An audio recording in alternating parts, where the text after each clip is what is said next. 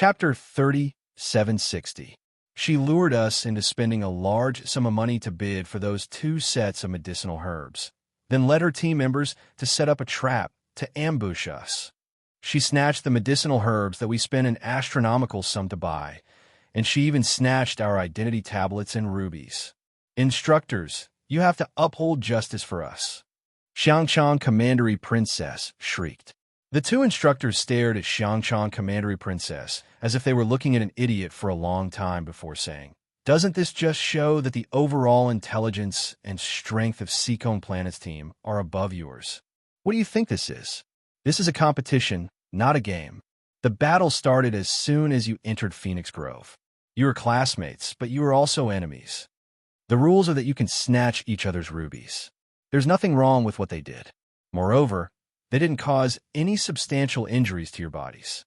The 2 instructors glanced at Xiangchang Commandery Princess and her team, and their mouths couldn't help but twitch as they forcibly suppressed the laughter in their eyes. Although the little crown princess and her team didn't cause any serious injuries to these people, this was too much of a slap in the face. Almost all the injuries were imprinted on their faces, and their faces were swollen like a pig's head. It was completely unbearable to look at. Xiangchang Commandery Princess shrieked and snatched the medicine bottle from Gu Yishuan's hand with an indignant expression.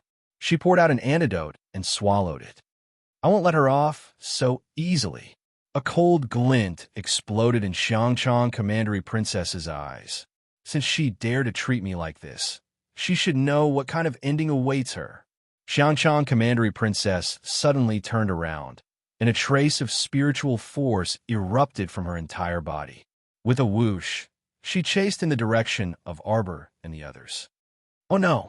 The 2 instructors were shocked and couldn't help but exclaim. Xiangchang wants to rely on her newly recovered cultivation to crush the little crown princess and her team. This was seriously too shameless. Xiangchang Commandery Princess and her team had already lost the right to compete.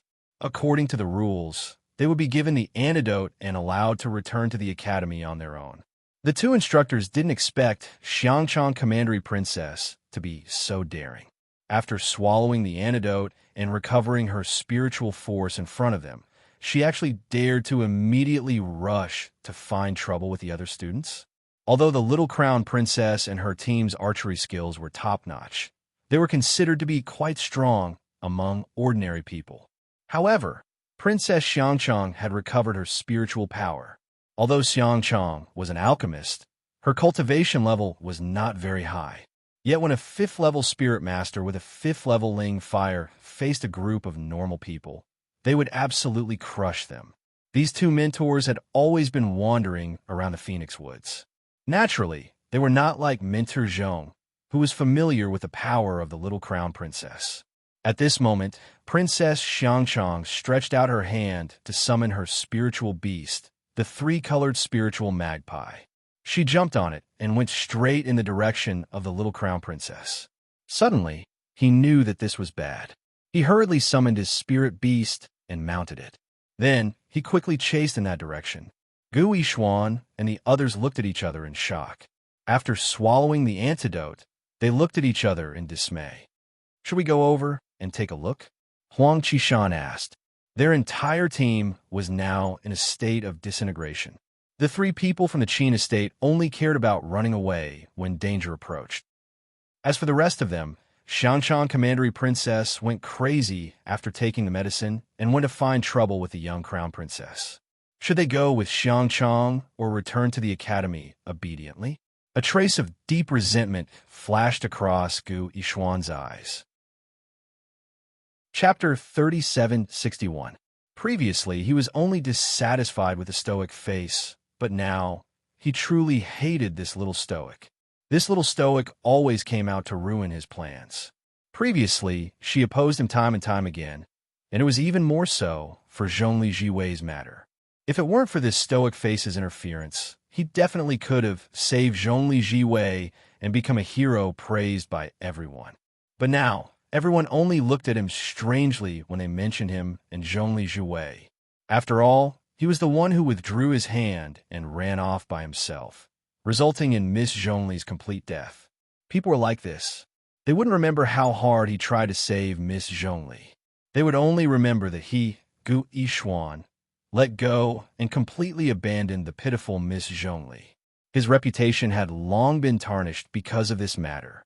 Now, after that stoic face's interference, he, Gu Yishuan, was reduced to the first batch of people to be eliminated in the heaven ranking preliminaries. He would definitely become the laughingstock of the entire Dragon Flame City when he returned. How would he accept this? In any case, he, Gu Yishuan, was one of Dragon Flame City's young talents, one of the top talents in the entire Gu clan. But he didn't expect that he would be quickly eliminated after this stoic face's torment. He even lost the right to participate in the heaven ranking. In the future, when others mentioned him, they would definitely show disdain and ridicule him for not even being able to obtain a spot in the final round. Damn it! Now that Xiangchang had recovered her cultivation and chased after them, she definitely wouldn't let the stoic faces group have it easy. How could he not rush over to watch the show? It was always good to see the damn little stoic suffer. If Princess Xiangchang accidentally killed this damned stoic face, she would definitely kill him. A trace of cold anger flashed through Gu Yishuan's eyes. It would be even better if she died. Young Master Ma Gu, do you want to follow them and take a look? Huang Qishan's eyes flashed as he looked in Gu Yishuan's direction. Gu Yishuan got up without saying a word and chased in the direction of Xiangchang. Her intention was very clear. Huang Qishan and the others immediately followed. In reality, they were also very unconvinced. They hadn't even recovered their cultivation and hadn't been able to display their invincible might in Phoenix Woods before they were eliminated. Even they couldn't accept such an outcome. After all, the few of them were considered to be above average among the older students in the academy. Before the preliminaries, their goal was to obtain a position in the top 50 of the preliminaries. Who would have thought? Out of the 1,700 teams in the academy, they were the first to be eliminated. Gu Yishuan, Huang Qishan, and the others chased after Princess Xiangchang. Of course, Xiangchang was completely unaware of it. At this moment, she couldn't care about anything else. Her entire heart and eyes were filled with anger. She wanted to kill someone. Regardless of the rules, regardless of the academy system, he only wanted to kill the stoic face in front of him to vent his hatred. She turned a deaf ear to the shouts of the two teachers who were chasing after her. Xiangchang Commandery Princess swallowed a medicinal pill that could temporarily increase her combat strength, increasing her strength to the maximum level of a level 8 spiritual master. With a flick of his finger, he fed his 3-colored spirit magpie a speed-increasing pill as well. Damn you, Arbor, your time of death has come. Tremble and repent. Who told you to offend someone you shouldn't have? Since Princess Xiangchang dared to do this, she had even thought of the worst-case scenario of quitting the academy. At worst, she would immediately sneak back to Cangzhou after killing Arbor. Chapter 3762. At that time, with her father's protection, the Crown Prince of Shenzhou wouldn't bring his men to settle the score with her, just for Arbor. Bitch, just wait to be tortured to death by me. Sparks flashed in the princess's eyes. After the spiritual magpie sped up, it carried her into the depths of the dense forest. The two mentors cursed inwardly. The antidote we gave Xiangchang just now unsealed her spiritual power and spiritual sense. The mentor clenched his fists anxiously and angrily. I didn't expect this child to be so stubborn. The crown princess is in danger. After all, Princess Xiangchang was leading her spiritual beast to crush a group of ordinary people. One of the mentors immediately stuffed a speed-increasing pill into his spiritual beast's mouth and urged it to catch up. However, the 3-colored spiritual magpie was a flying spiritual beast, and its flying speed was one of the best among flying spiritual beasts. Now that it swallowed the speed-increasing pill given by Xiangchang, its flying speed had reached its peak. The two mentors prayed in their hearts that they must arrive in time. Otherwise, a level 5 spiritual master and a flying spiritual beast could kill a few ordinary people very quickly. It probably wouldn't take more than a minute. The little crown princess and the others were about to be wiped out. At the same time, the people from Arbor were sitting under a big tree, roasting mushrooms and making mushroom chicken soup. The ingredients were all freshly cooked. The group surrounded the pot, each holding a bowl of soup and drinking happily. The little fatty drank a mouthful and put a piece of chicken into his mouth to chew. I remember the time when we were in the Top Academy's entrance test. Did you notice that Principal Yun's test style is quite similar to that of the previous principals of the Top Academy? Yes, I think so too. Qi Xianxian nodded and smiled while biting the bamboo chopsticks. Hey, did you notice that Principal Yun Piao and Principal Yun Fiang seem to have the same surname? Are they brothers? They wave their hands. What do you mean? They don't even know each other.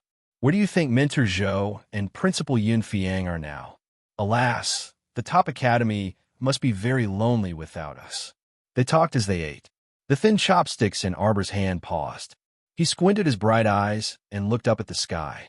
He shouted, "Spread out." The group of friends had cooperated many times and had a tacit understanding. After hearing Jojo's order, they immediately rolled backward in the same movement. The little fatty picked up Dumbo Chow's body very quickly and rolled out with him. What followed was a loud boom. A fireball the size of a millstone fiercely smashed onto the wooden shelf where the soup pots were placed. The wooden frame and the soup pot were smashed into pieces, and the soup splashed out. "Bitch, today is the day you die." Xiangchang Commandery Princess stood on the three-colored spiritual magpie in the air. Her eyes flashed with excitement.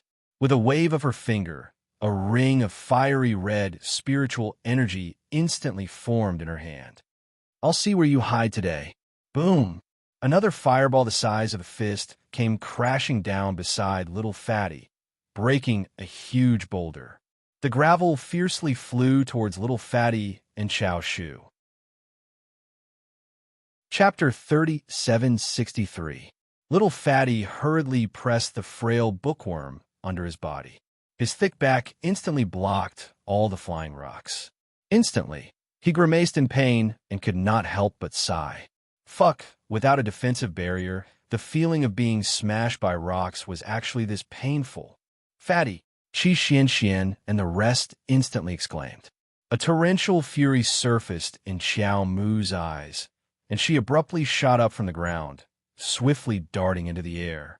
The blue spiritual cleansing flame covered her fist as she smashed her fist towards the complacent Xiangchang Commandery Princess.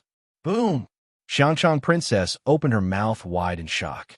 She was directly smashed down from the three-colored spiritual magpie by Arbor's fist. With a loud crash, she landed heavily on the ground. Her nose, mouth, and face were all smashed.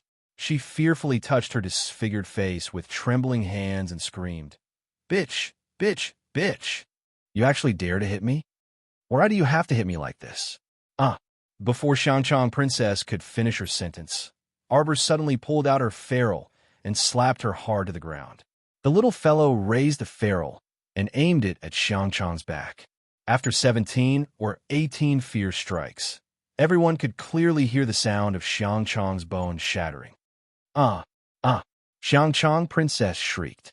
She stretched out her hand and commanded the three-colored spiritual magpie to dive down and attack Arbor. Duan Muqing, who was at the side, would not just stand by and watch. He immediately summoned the emerald sword from his conscience and flew towards the three-colored spiritual magpie's neck. The three-colored spiritual magpie immediately let out a shrill cry. A section of its wing was chopped off. It flew through the air and fell to the ground, landing heavily beside Xiangchang Princess. "Bitch!" Xiangchang Princess cursed harshly. Duan Muqing was burning with rage. He swept his palm across. Endless wood spiritual energy rushed out of his hand and transformed into a huge palm. It brushed past Xiangchang Princess's face. After a crisp bam, half of Xiangchang Princess's face was swollen beyond recognition. She could not even open her eyes. Only half of her eyes were left squinting. Wow! As soon as Xiangchang Commandery Princess opened her mouth, she spat out a mouthful of blood mixed with a few broken teeth. She was so frightened that her body trembled slightly, and she kept crawling backward. On the other side, Qi Xianxian and the others had already helped little Fatty and Dumbo chow up. Under Chief Schwan's scolding, the little Fatty awkwardly took off his clothes and covered his chest, exposing the bruises on his back to everyone. "You damned Fatty! You don't even know how to hide your body of fat." Chi Xian was both anxious and angry. As she applied medicine on his back, she kept scolding him. I want to hide too, but I dodged, and the bookworm was smashed to death by the stone. We're going to lose." The rules of the competition stated that students without cultivation must be protected. Chao Shu's face was filled with guilt. Ivy dragged everyone down. "I'm just a burden." "What are you talking about? What burden?" Chi Xian smacked Bookworm's head in annoyance. "If that damn Fatty didn't protect you, I would beat him up. We're all on the same team. Of course, we have to support each other and charge out together." That's right. Hua Tao, Lu Yu, and the others nodded in agreement. Chao Shu grinned foolishly. You guys are so nice." The team members who were inexplicably labeled as the nice guy rolled their eyes at him. "Have mercy." The two teachers finally rushed over anxiously. Chapter 3764. The two mentors were worried about the safety of Arbor and the others, so they rushed over. However, the situation in front of them caused them to be greatly shocked. What was going on? Why did the situation feel so strange? The one who was stepped on like a dead dog was actually Xiangchang, Commandery Princess, and she looked like she was seriously injured. The three-colored spiritual magpie beside her even had its wings chopped off. It looked even more miserable. Since when did a normal person have such power to counterattack? To be able to go against a level 5 spiritual master and her spiritual beast? How is this possible? Arbor retracted his little foot and turned to look at the two mentors expressionlessly. Mentors, save me, save me." Like a paralyzed, dead dog, Xiangchang, Commandery Princess, raised her fingers strenuously and called out in a low voice. Step by step, she moved towards the two mentors. She cheated. This woman cheated. Mentors, she cheated. She was cheated. Arbor, this bitch, had spiritual power. There was also that handsome young man in her team. He also had spiritual power. They all had spiritual power. She was brutally beaten up by Arbor and that man. She had suffered so much. Cheated, she cheated. Mentors, she cheated. Xiangchang, Commandery Princess, used all her strength to drag her battered body in front of the two mentors. The two mentors were completely stunned. Why was the situation completely different from what they had expected? Why was it that the one who was beaten to a pulp was Xiangchang, Commandery Princess, and not Arbor and the rest? This made the two mentors feel that there was something wrong with the world. Mentors, she has spiritual power. She has spiritual power. And he also has spiritual power. This bitch, she cheated you, mentors. She has had spiritual power since the beginning. Xiangchang, Commandery Princess, pointed at Arbor, then raised her hand with difficulty to point at Duanmu Qing, who was standing at the side with a cold gaze. A trace of resentment flashed in his eyes. This damn man, before he hit me, he didn't have the slightest bit of pity for me. He actually slapped me so hard that half of my white teeth fell out. Although the two instructors were surprised, they shook their heads firmly. Impossible. Before leaving the academy, everyone's spiritual power and spiritual sense were sealed. Unless I can concoct the antidote myself, I won't be able to remove the seal on my body. But Xiao Mu and he both have both spiritual energy and spiritual conscious. Ken, the dean must have gone easy on him. They must not have been sealed at all. Bullshit. Another mentor couldn't help but curse. The dean has always been a fair and just person. How could he go easy on two people in front of everyone? At this point, the teacher's eyes suddenly lit up. You ignorant girl, you keep saying that others are cheating. Have you forgotten? The 2 sets of herbs that you bought at a high price were taken away by other teams. Someone else must have used those 2 sets of herbs to create the antidote. Impossible. Xiangchang, Commandery Princess, screamed angrily, trembling with anger. It hasn't even been half an hour. who can concoct 2 unsealing pills. Duan Muqing sneered. Sorry, Jojo only spent 5 minutes to concoct 2 unsealing pills. Chapter 3765. She and I both consumed the seal unsealing pill. Because it was obvious that they had the highest combat power in the team, the entire team supported them to consume the antidote first. Out of the 30 minutes you mentioned, Jojo only spent 5 minutes refining the pill. The rest of the time, we were eating. Qi Xian continued to provoke Xiangchang Commandery Princess. Even the soup was almost finished. The entire Seacombe Planet team started mocking her. Lu Yu waved her arm and said with a smile, You haven't seen it before, right? Refining pills in 5 minutes isn't a legend. If you don't believe me, take out 2 more sets of medicinal herbs and let Jojo refine them for you to see. Xiangchang Commandery Princess was so angry that her entire body trembled uncontrollably. Impossible. These impetuous fellows were definitely lying to her. She wouldn't fall for their tricks. Impossible. Xiangchang Commandery Princess used all her strength to roar these 3 words. Her eyes, which had been beaten into slits, stared fixedly at Arbor and the others as she shrieked loudly. The 2 mentors couldn't help but frown. This shrew's attitude made the 2 mentors feel especially disgusted, especially when Xiangchang Commandery Princess completely disregarded the 2 mentors and rushed over immediately after recovering her cultivation, wanting to lay her hands on her classmate. This greatly angered them.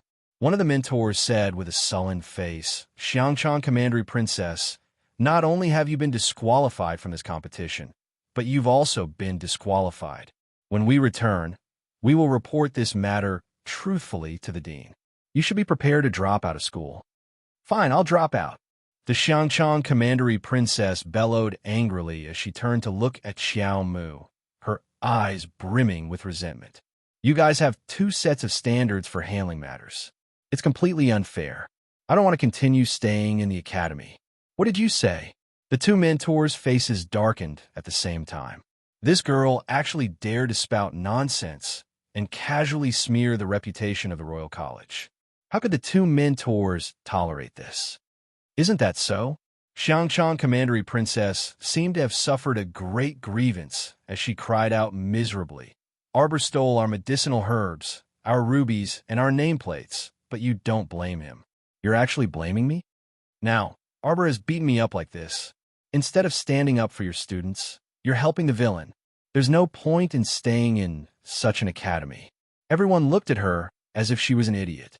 Duan Muqing couldn't help but sneer. Didn't you come here looking for a beating? The rules of the competition have already been set.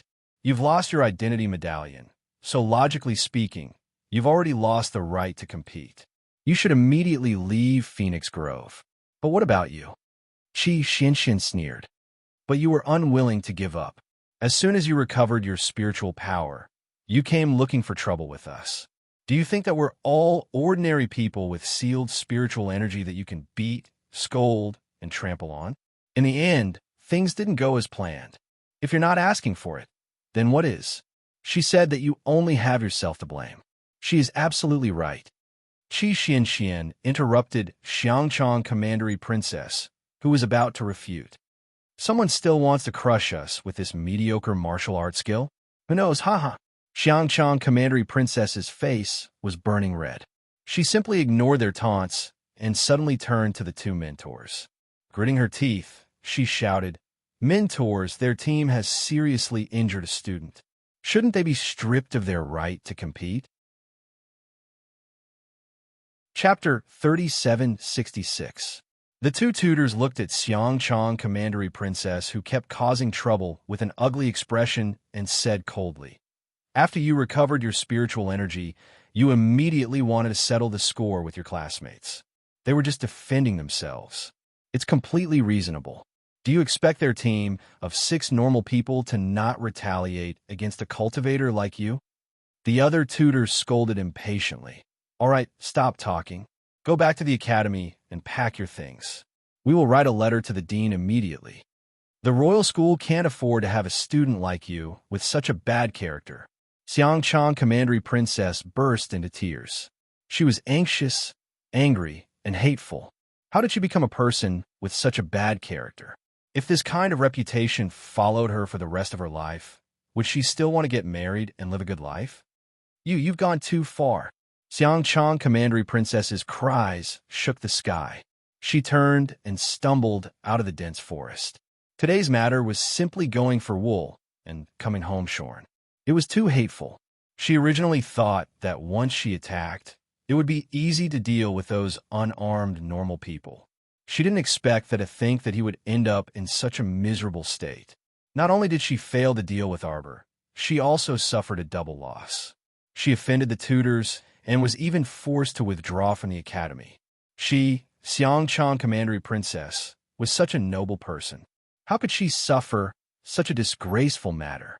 No, she must go back first and explain the matter to her father. She must ask her father to stand up for her and seek justice from the academy. That woman from Arbor was simply arrogant and despotic. She treated human lives like grass. She actually dared to beat her into a pig's head. Her face, could something really have happened to her face? Xiangchang Commandery Princess reached out to touch her swollen face. She was anxious and rushed out of the dense forest. She didn't even care about her personal spiritual beast, the three-colored spiritual magpie. She had to return to Tsang State as soon as possible. Seeing that the annoying Xiangchang Commandery Princess had finally left, the two tutors turned to look at the people from Arbor. You don't have to feel burdened. Your recording array should have recorded the process of student Xiao refining the elixir. As long as you used your own abilities to break the seal, no one can wrong you. Qi Xian and the others nodded. The two mentors exchanged a few more words before they left in satisfaction. Xiao Mu's gaze seemed to glance behind a thicket on the other side of the forest, her gaze icy and apathetic. Gui Xuan, Huang Qishan, and the other two, who were hiding and watching the show, instantly felt petrified. It was as if they were being stared at by a ferocious beast. The four of them immediately felt a chill in their hearts. They didn't even dare to breathe loudly as they squatted there for a long time. It wasn't until Arbor and the others left that they slowly let out a sigh of relief. It was too dangerous just now. The feeling of being grabbed by the neck by a ferocious beast was too realistic. The four of them walked out of their hiding places and looked at each other. Then, they couldn't help but smile bitterly.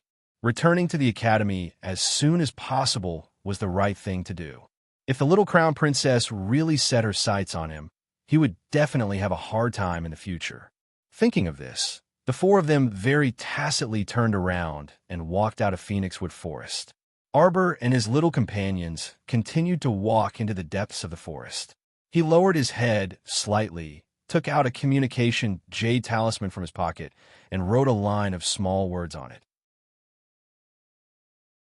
Chapter 3767. Xiangchang, do you think this matter will end so easily? Arbor sneered in her heart. The moment she recovered her spiritual power, she immediately boarded the three-colored spiritual magpie and came to take her life. Since that was the case, how could she let her go so easily? She did not kill her personally for the sake of the Academy's reputation, but that did not mean she would let her go. A cold glint appeared in the little girl's eyes. A message flashed across the jade talisman, and the Dark Pavilion and Night Pavilion received an order at the same time. Gather all brothers and kill Xiangchang on the way back to Tsang Province. Xiangchang, this idiot, wanted to go back to Tsang Province to complain to her father? That would depend on whether she had the life to return to Tsang Province. If Xingho wanted to cause trouble for her, the little crown princess would be willing to entertain him at any time. All right, nerd Chow. Qi Xianxian patted Chow Should-I shoulder and said with a smile, how many spirit coins do you actually have on you? If we really want to buy those 2 sets of herbs, do you have 800,000 spirit coins? 1 liter of spirit coins is about 100,000, so I don't actually have 800,000 spirit coins on me. Everyone was speechless. Damn, so Jojo was just randomly bidding before. Actually, everyone did not have 800,000 spirit coins on them. No wonder Huang Qishan and the rest had to pool 5 or 6 people together to gather the required amount of spirit coins. Arbor looked at Nerd Chow expressionlessly and patted him on the shoulder, then turned and walked forward. What does Jojo mean? Chi Xuan's mouth twitched. She's praising Nerd Chow for being smart. The little fatty rolled his eyes. It was easy to guess Lord Jojo's thoughts. As long as others did not cause trouble for her, she would not take the initiative to talk to others for 10,000 years. However, once someone provoked her, she wasn't someone who would let it go easily. Chao Shidai's trick suited Lord Jojo very well, so Jojo would naturally praise him. Duanmu, go with him and move around for a while. I'll go and find the remaining 6 sets of herbs. We'll continue after we've recovered. The Phoenixwood Forest was fraught with danger. Currently, they were only active in the outer regions. If they wanted to go deeper, they would have to recover everyone's cultivation first. Otherwise, their hands and feet would be tied, making it difficult for them to make any moves. Now that Arbor had been restored, it was no longer difficult for her to gather herbs in the forest. After setting a time and place with everyone, Xiaomu moved out by herself. She moved very quickly and darted in and out of the nearby forest. Not long after, she found several medicinal herbs. Every time this medicinal herb appeared, it was naturally impossible for there to be only 1 or 2 of them. There would be at least 3 or 4 of them gathered together. Therefore, in less than an hour of searching in Arbor, he had almost gathered half of the herbs. When she returned later, she would be able to restore all of their strength. Arbor's eyes couldn't help but turn cold when he thought about how the rocks had all landed on the little fatty's back. Xiang Chong, that crazy woman, she deserved to die. Not only did she want to kill her, but she had also hurt her friends.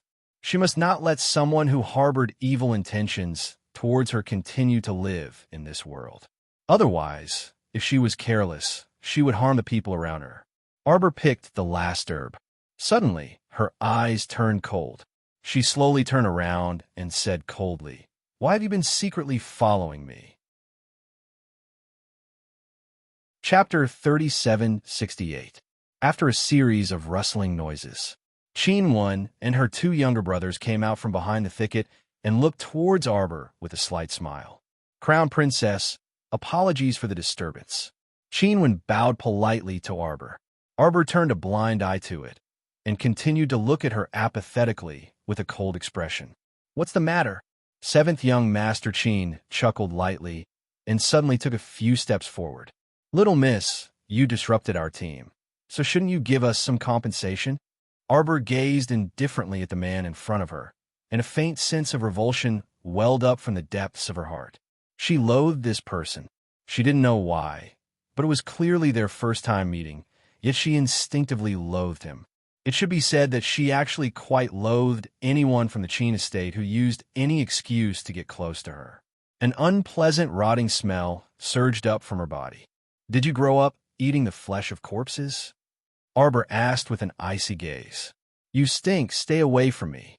7th young Sir Qin looked in astonishment at the girl who spoke viciously in front of him. There wasn't the slightest expression on her ice-cold little stoic face, as if the 3 people from the Qin estate simply didn't exist in front of her. He didn't seem to have offended this girl before, right? 7th young Sir Qin was standing at the very front, so he naturally didn't notice the faint mockery in 5th young Sir Qin's unperturbed eyes behind him.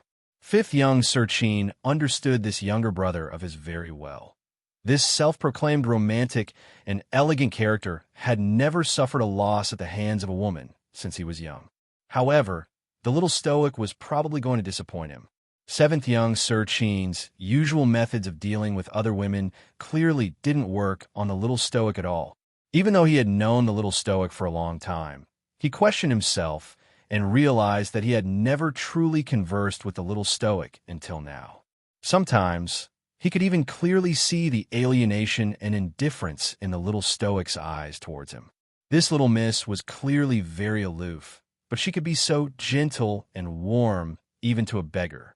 5th young Sir Qin expressed that he really couldn't understand her. 7th young Master Qin barely suppressed the bit of anger in his chest and continued to grin at Arbor as he said, "It's not nice for a girl to speak like this." Scram! Arbor flew into a rage, and a slithering wooden vine snaked toward Qin Shi. Fifth young Sir Chin stood to the side and quietly watched this younger brother of his who thought highly of himself continue to court disaster. Isn't it hilarious? He simply didn't understand the little stoic as a person. Yet he boasted to them earlier, saying that he would ask the little stoic to bring them 2 antidotes while she was at it. Chinwen couldn't help but smile bitterly. She had long known that this little girl was not to be trifled with. Big brother and second brother had warned her not to provoke this girl. But seventh brother Chinwen let out a long sigh, knowing that this matter had most likely been messed up. The little girl loathed them so much, so how could she possibly be kind enough to refine medicinal pills for them? She had previously said that instead of hiding at the side and discussing how to get this girl to help, it would be better to quickly wander around the Phoenixwood Forest and see if they could bump into Big Brother's team. Sigh. Yet seventh brother refused to listen to her. Great. Now he's going to have to suffer for it. While she was pondering, the whip shadow formed by Arbor's wooden vine had already landed heavily beside seventh young Sir Chin's feet. A strong gust of wind blew. Chapter 3769. If it weren't for the fact that seventh Chin was a little clever and swiftly dodged when he saw that the situation wasn't right, he would have long been flung to the ground by the vine whip. At this moment, he crawled up, and his eyes were instantly tainted with intense fury. Arbor gazed coldly at the man in front of her, her gaze as if she was looking at a corpse. Seeing that they were about to make a scene, Chinwen hastily stepped forward and pushed seventh young Master Chin behind her. She hastily smiled apologetically at Arbor and said, "Crown Princess, it was my seventh brother who was a bit rash. Sorry. Sister Chinwen, how are you going to apologize to her?" Seventh Chin was furious, and he glared coldly at Arbor, as if he was looking at a monster who didn't smile. What kind of woman was this? How could she be so hateful? Arbor didn't feel like paying attention to this person. In any case, she had basically finished harvesting all the medicinal herbs in this area. Since there was such an annoying person here, then she would change locations as soon as possible and continue to gather the remaining medicinal herbs. The appointed time with Duanmu Qing and the others was within 4 hours. Whether or not she had gathered all 6 sets of medicinal herbs, she had to go back. If she didn't have 6 sets of medicinal herbs, 5 sets were actually fine too. Chao Shudai didn't need a unsealing pill anyway. However, she wanted to find 1 or 2 sets as much as possible. If she happened to run into Jojo's Lien and the others, they could also use them. If it weren't for the recording talisman matrix, she could actually flash to Forest Planet and have Chocho gather some for her. It was just that this way, the possibility of being exposed was a bit high. Since the most difficult time hadn't arrived yet, there was no need to take that risk. At most, she would have to make 2 more trips. They watched as Arbor abandoned the 3 of them and swaggered off. Seventh Chin simply gnashed his teeth in anger. What's wrong with this woman? Chinwen glanced at her seventh brother exasperatedly.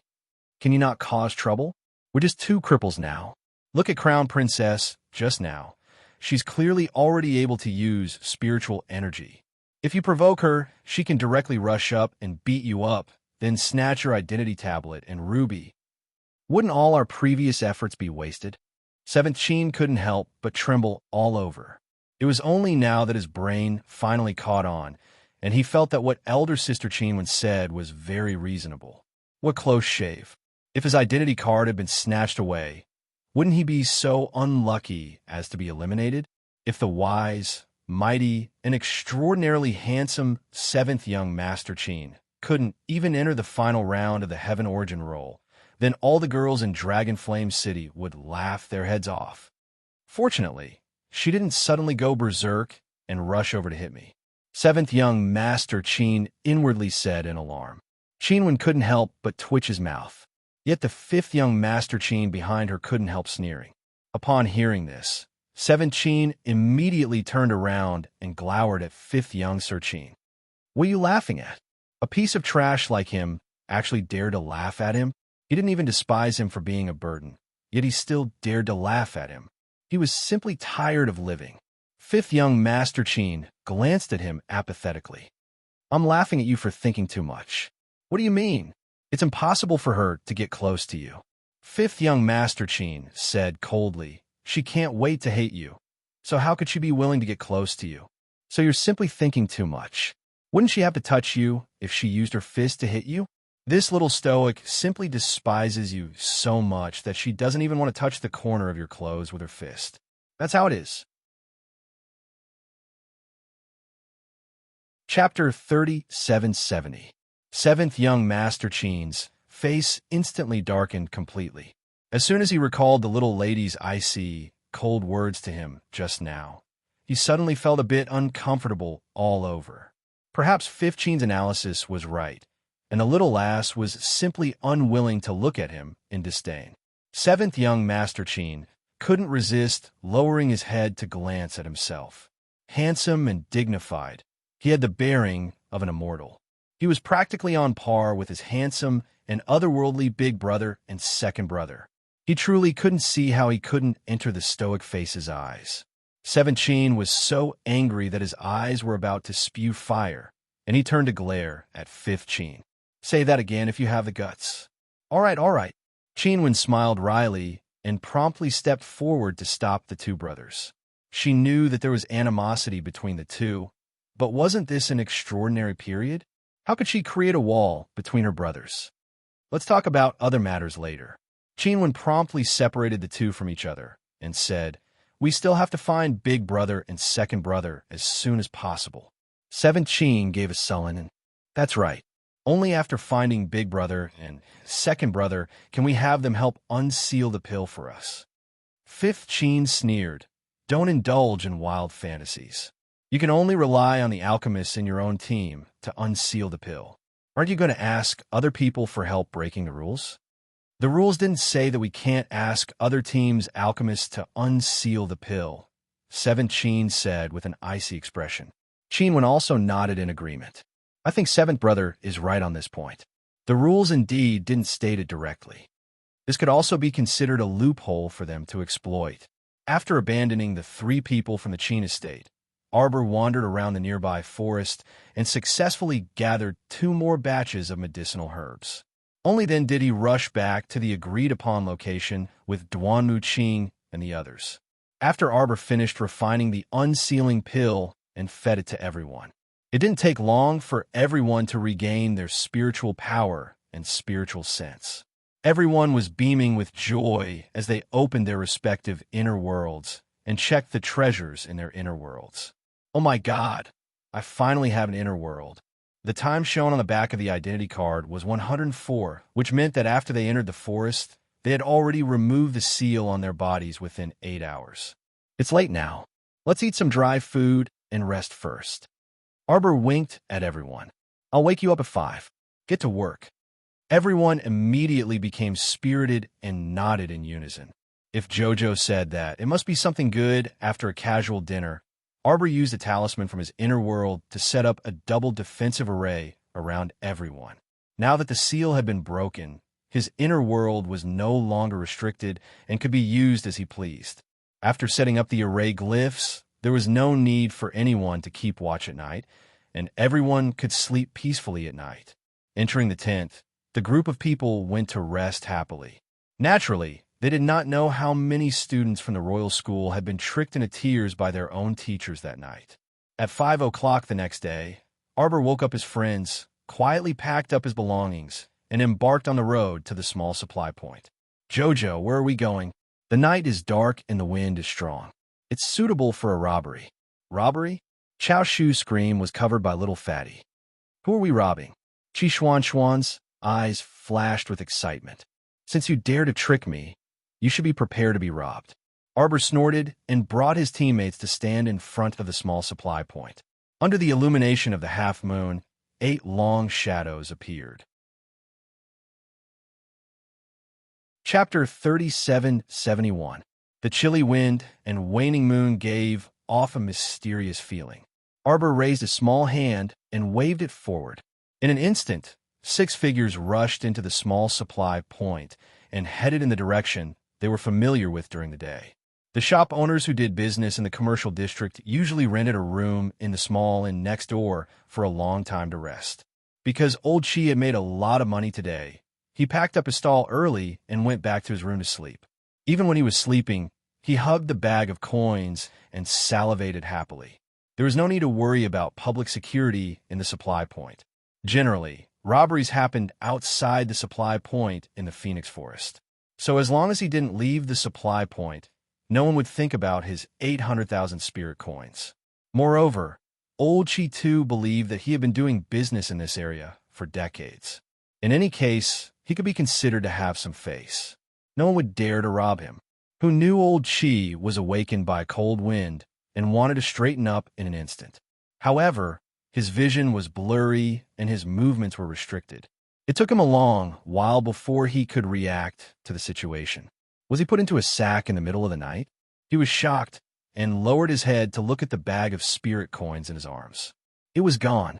The bag of spirit coins had disappeared without a trace. Heavens, that was 800,000 spirit coins. Arbor and the others surrounded the sack and didn't make a sound. As soon as Chiao Mu's palm landed, the 7 people's 14 feet simultaneously stomped down on Old Chi's body. You profiteer wanted to harm people. You smelly profiteer dared to deceive Sir Jojo. I'll kill you. Old Chi didn't know where he was at this time and could only shout for help. Everyone's eyes were full of ridicule as they stepped on the damned old man. This old man was very vexing. Who knew how many people he had cheated when he sold medicinal herbs? He didn't have a bit of benevolence and was a completely shameless profiteer. Arbor waved his hand and everyone stopped. Old Chi whimpered and begged for mercy. It wasn't until the sound of the footsteps faded away that he finally struggled out of the tightly tied sack with all his might. At first glance, he saw that the forest was densely packed with trees, and he was so scared that he almost peed his pants. Fortunately, the sky was already slightly bright at this time. Old Chi too stifled his cry of panic in his throat, afraid that his cry would attract the attacks of wild wolves. He calmed himself down, barely managed to identify the direction, and walked in the direction of the small supply point with a long face. He didn't expect that the 800,000 spirit coins would be snatched away before he could even warm them up for a night. Don't let him find out who stole his spirit coins and carried him to this hillside in the middle of the night to be exposed to the wind. Once he found that person, he would skin him alive. At the same time, Arbor and his 7 team members squatted under a tree and began to count the spirit coins in the bag. 800,000 spirit coins, 100,000 per person. Although they didn't lack spirit coins, they still felt happy to rob that profiteer. That old geezer should be crying when he returns. Chi Xianxian giggled as she spoke. Little Fatty and the others looked at each other and couldn't help but laugh. All right, the countdown is less than 100. It's time for us to walk into the depths of the forest and see if we can find something like the phoenix tree or the phoenix flower. Duan Muqing said with a faint smile. Chapter 3772. Jingle, jingle, jingle. Following the sound of a string of bells, several men who had been holed up at the supply point playing Pai Gao all night turned to look at the entrance one after another. They saw a 16 or 17-year-old girl with a pink veil covering her face and bare feet walking in. 2 bells were attached to each of her fair ankles, and when she walked, the bells made a tinkling sound. Behind the girl were 7 or 8 women with outstanding looks. Among them, a black-clothed woman with an enchanting figure and a supple, snake-like waist was very eye-catching. The men's gazes towards the women were clearly a bit hotter. Oh, everyone should be tired after a day's journey. Younger sister Fulling, let's take a break here first. The black-clothed woman's voice was seductive, and the moment she opened her mouth to speak, those men's souls were captivated. Sikong Fulling snorted and curled her lips non-committally. Deputy Cult Master Meng, you and your subordinates are too delicate. You have to take a break after walking for a few minutes. With your traveling speed, you won't reach your destination next year. The black-clothed woman chuckled. Younger sister Fulling, you came from the lower star domain and don't understand the living habits of our 3 prefectures. The pace of life here isn't so fast. As soon as that woman opened her mouth to speak, the 7 or 8 veiled girls behind her giggled like background music. This deputy cult master Meng was obviously full of mockery and looked down on Seekong Fulling's background from the lower star domain from the bottom of his heart. Seekong Fulling didn't get angry and merely rolled her eyes indifferently. Rest by yourselves if you want. I'll take my leave first. In any case, she wouldn't be able to accomplish anything major with these people, so it would be easier for her to act alone. Seekong Fulling looked like she couldn't be bothered with this group of women and turned to leave when she suddenly saw an oncoming team. They were all young men, all of them with extraordinary looks, wearing a white academy uniform. They should be disciples from some academy who came out for experiential training. Seekong Fulling glanced at the leader, and her jaw nearly fell off instantly. She subconsciously took a few steps back and obediently returned to Vice Sect Leader Meng's side, pretending to be an innocent little quail. This small supply point should have medicinal herbs for sale. Mo Yin spoke indifferently. When she walked past Seekong Fulling and the others, her footsteps did not pause in the slightest, and her gaze did not linger in the slightest.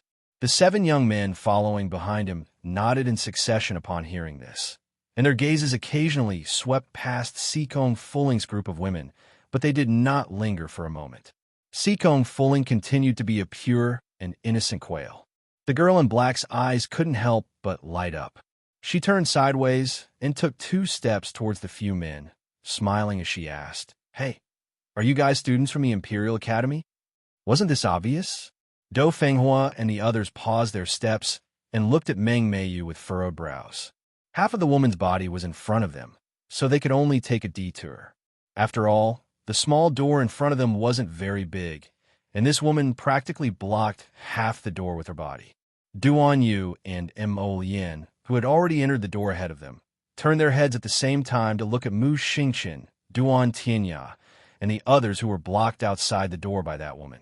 They frowned in displeasure. Chapter 3773. Can't you just throw people out if they're blocking your way? Duan Yu asked coolly. Mu Xingqian and the others couldn't resist exchanging glances. Hey, big brother, we're cripples without cultivation right now. Throw what? If we can't throw people out, we'll be thrown out and crippled instead. Seekong Fulling was slightly shocked. She turned to look at Meng Meiyu and said coldly, I advise you to hurry and give way. Do you think Prince Mo and the others are vegetarians? Thinking back to when she was on Seekong Planet, because of a suspicion, that damn crown prince locked her up in prison for several whole days.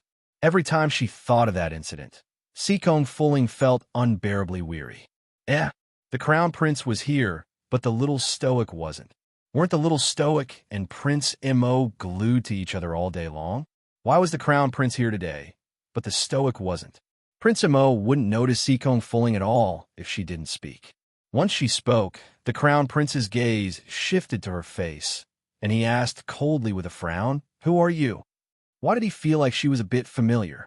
Seekong Fulling twitched her mouth and inexplicably said, Passerby. Duan Yu couldn't resist laughing and elbowed the calm Prince Mo. You actually know another woman. I'll definitely tell Jojo later. Humph. Jojo won't listen to your one-sided slanderous words. Emolian glanced at him and pursed her lips. If you dare to spout nonsense, I'll kill you tonight to silence you. Mu Xingqian, are these 2 idiots? He felt so tired watching them dog-eat-dog the entire time. Because after these 2 fellows were done dog-eat-dog, they even dragged him into the water. For example, Big Brother, Mo Yin said, She'll kill me. Duan Yu shouted angrily at Mu Xingqian. Miss, please make way. Mu Xingqian speechlessly rolled his eyes at Duan Yu before speaking to the woman in black, Meng Meiyu. Young master, does the royal school come out in groups to train? Meng Meiyu asked with a smile. Why don't we travel together? Look, it's very dangerous for us girls to walk alone in the Phoenixwood Forest. Big sister, we are all weak chickens now. I can't protect any of you. The calmness on Mu Xingqian's face was almost torn apart. He said expressionlessly, I'm sorry. We can't team up with others during the Academy's training. Please step aside. A faint smile flashed across Meng Meiyu's eyes, and she leaned into Mu Xingqian's embrace. What's wrong with that?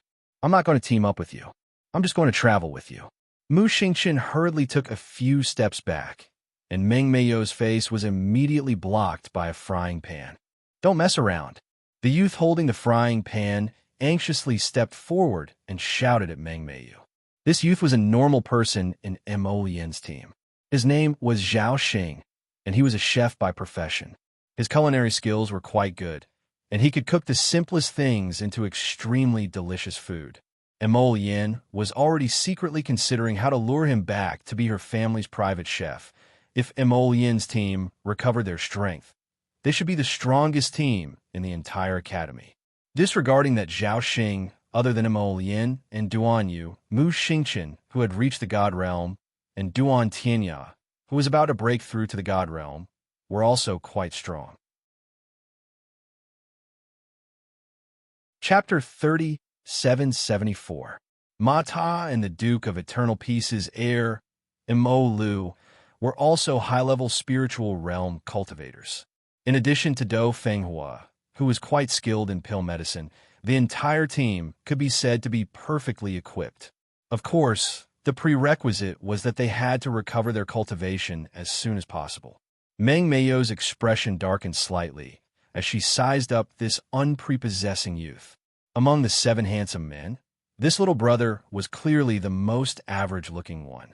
Meng Meiyou naturally looked down on him, so she pushed his frying pan to the side. "Go away."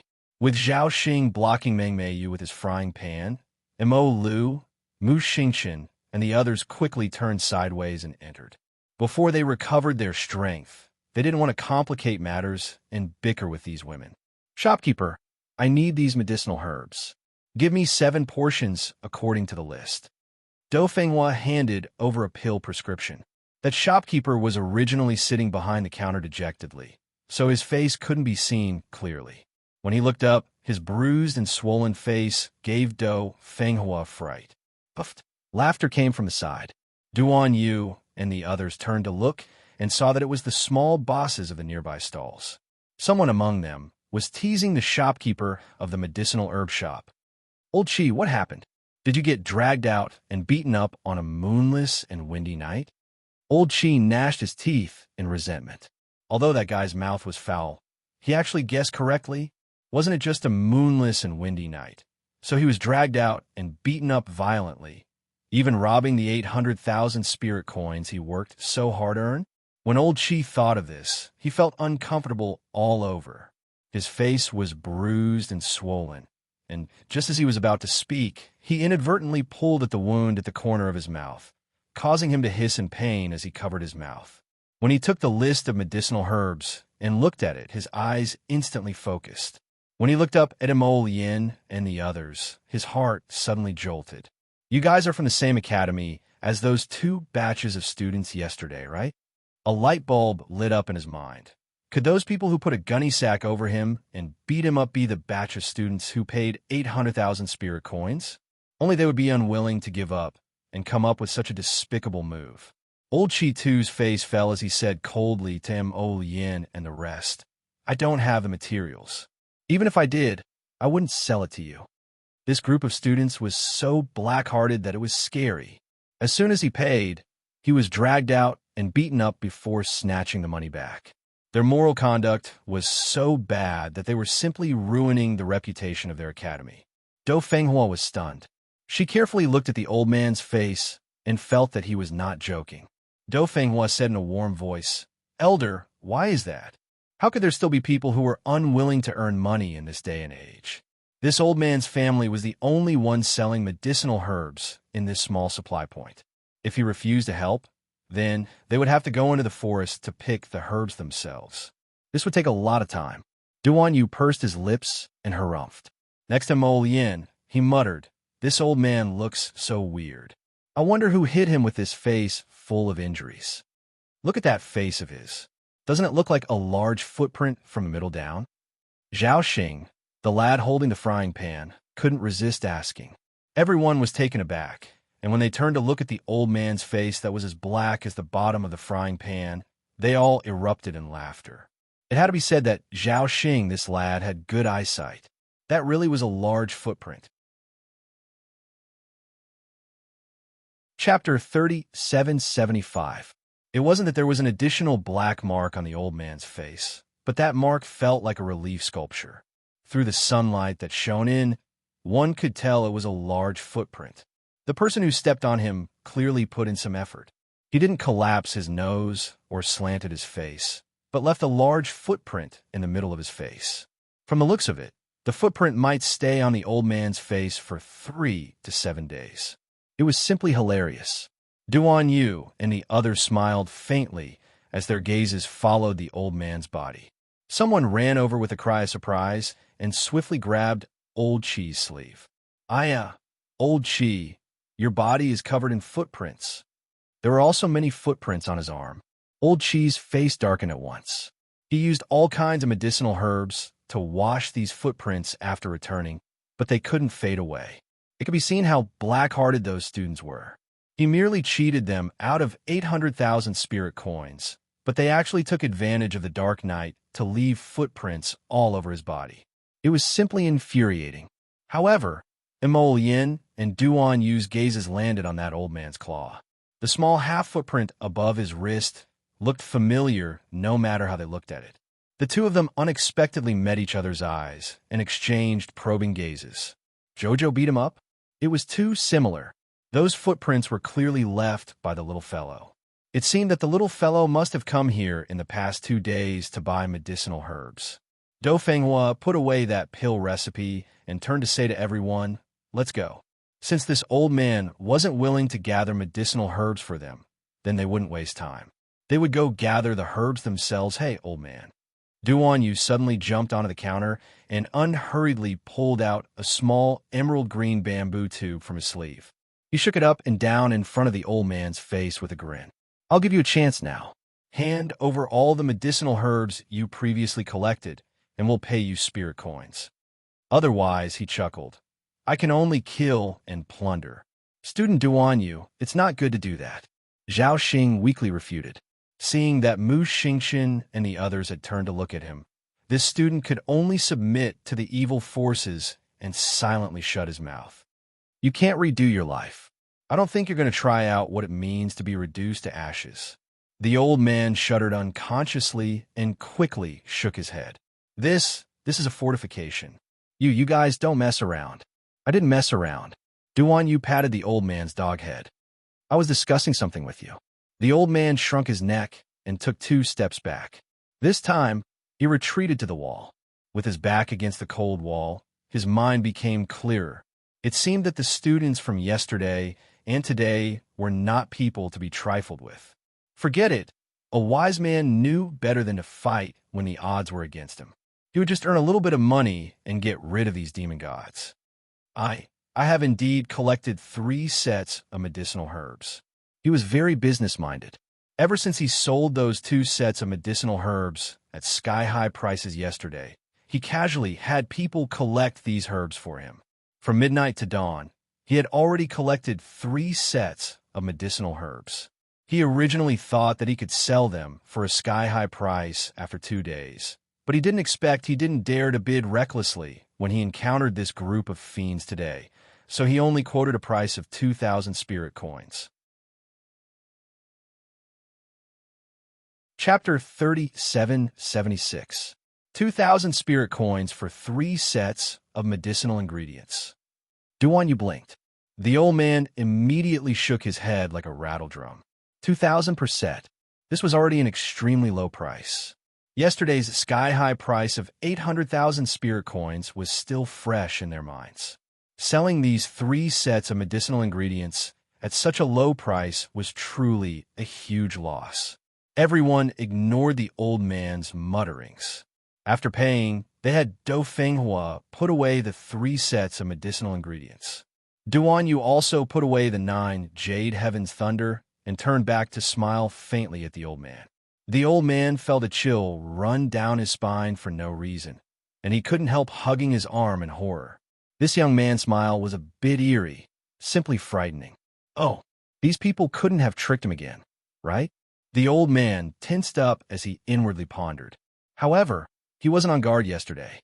He already called the 2 shop assistants back early this morning, so there shouldn't be any major issues. With this thought, the old man felt a bit better. Mo Yin and Duan Yu were naturally in a good mood after settling their matters. The two planned to find a place to settle down first, so that Do Fenghua could refine the pills first. However, they were stopped by Vice Cult Master Meng again as soon as they stepped out of the door. Meng Meiyu smiled at them flirtatiously. "Little brothers, have you considered?" "Considered what?" They looked at each other, but no one was willing to respond to this woman, who spoke strangely. Meng Meiyu's gaze flickered, and she said with a sweet smile, "All right then, since you haven't thought it through, then I'll let you reconsider." Another woman walked out from behind Meng Meiyu and harumphed at Mo Yin and Duan Yu. "I say, don't refuse a toast only to be forced to drink a forfeit." She sized them up and said disdainfully, "You don't have any spiritual energy fluctuations on your bodies at all. You're merely a few normal people. Don't tell me you want to contend with our Vice Cult Master Meng." Sikong Fuling was taken aback, and she quickly sized up Mo Yin and the others before ruthlessly rolling her eyes at them. Pretending to be little white rabbits? Who didn't know that Prince Mo's cultivation was so high that no one in the younger generation could match him? To be able to stand beside the crown prince, how could a group of people be ordinary? Sikong Fuling reckoned that this group of swindlers must have deliberately suppressed their cultivation strength in secret. His goal was very simple. He came to Phoenix Grove to trick people. "Duan Yu," Mo Yin impatiently called him. Duan Yu pulled out the jade heavenly thunder from his pocket and helplessly raised his arm in Meng Meiyu's direction. Scram! He opened the back cover with his finger and instantly sucked in a jade bead. He twisted the switch and gently pressed it down. The green light suddenly exploded, and a loud boom shook the sky. Large patches of strange green flames began to burn, scaring everyone in the courtyard into fleeing for their lives. Meng Meiyu and her subordinates had already been blasted away. Sikong Fuling, who was standing some distance away from them, hurriedly raised her hand and patted her own chest hard. Thank goodness she was quick-witted and stayed far away from them. Otherwise, she would definitely be implicated. It looked like she had better leave this bunch of morons as soon as possible. Otherwise, she would be implicated by them tomorrow if she wasn't unlucky today. When Sikong Fuling thought of this, how could she still turn back to look at Meng Meiyu and the others? She directly ran out of the small courtyard. Chapter 3777. Acting alone was better than being tricked by a pig teammate. Sikong Fuling thought to herself. After exiting the courtyard, Prince Mo and the rest were nowhere to be seen. Sikong Fuling, on the other hand, secretly sighed in relief. She was well aware of the extent of Prince Mo's trickery. Only an idiot would invite him to join them on the road. Humph. Meng Meiyu had a screw loose, so don't blame him for torturing her. Sikong Fuling patted her chest again. After running away from the small supply point, she slipped into the Phoenix Wood forest and disappeared without a trace. As for Mo Yin's group, they naturally found a quiet place in the Phoenix Wood forest to wait for Do Fenghua to concoct the antidote. They didn't care about wasting this bit of time. As long as Do Fenghua could concoct the antidote, no matter how long they had to wait, they would crush them in the remaining few days after they recovered their strength. Who were those women just now? Mata asked curiously. Why were they dressed so skimpily? Who knows? They don't look like good people. The Duan family's third young master harumphed as he squatted on the ground while biting a leaf. They inexplicably blocked their path and caused trouble for them. They deserved to be blown up. So what if they were normal people? Who said that normal people couldn't counterattack? Could it be that they couldn't have other abilities without cultivation? After these 2 days of experience, their view of ordinary people had changed a little. After this period of experience, their mental state had grown quite a bit.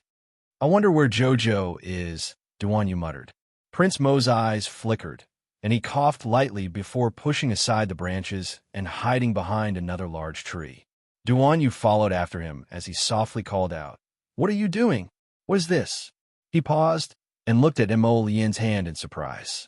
The youth leaning against the tree trunk absent-mindedly glanced up at him and grumpily said, "Looking for Jojo."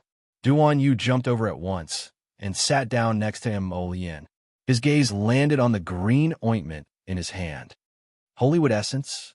He lowered his voice and said in surprise. Within this ball of Holywood essence, there was actually a small figure that was constantly jumping around, waving its two small hands expressionlessly as it walked around. Duanyu wanted to laugh, but he coughed lightly. However, there was some hesitation in his eyes. Why would there be soul fragments? I suspect that her soul self-detonated. Duanyu was taken aback when he heard Mo Lian's icy voice. I haven't asked her yet. Mo Lian poked the Holywood essence with her finger. Do you think I should ask? Ask. Duanyu nodded. Of course I have to ask.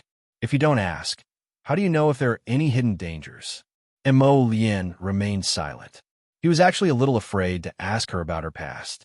He could tell that every time he asked her about her past, the little fellow would be emotionally unstable.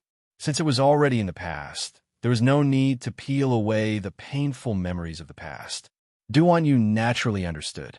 He glanced at Mo Lian and said dryly, You can only help her after asking clearly.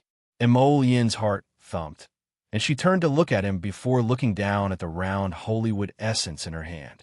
She poked the little person inside. Where's Jojo?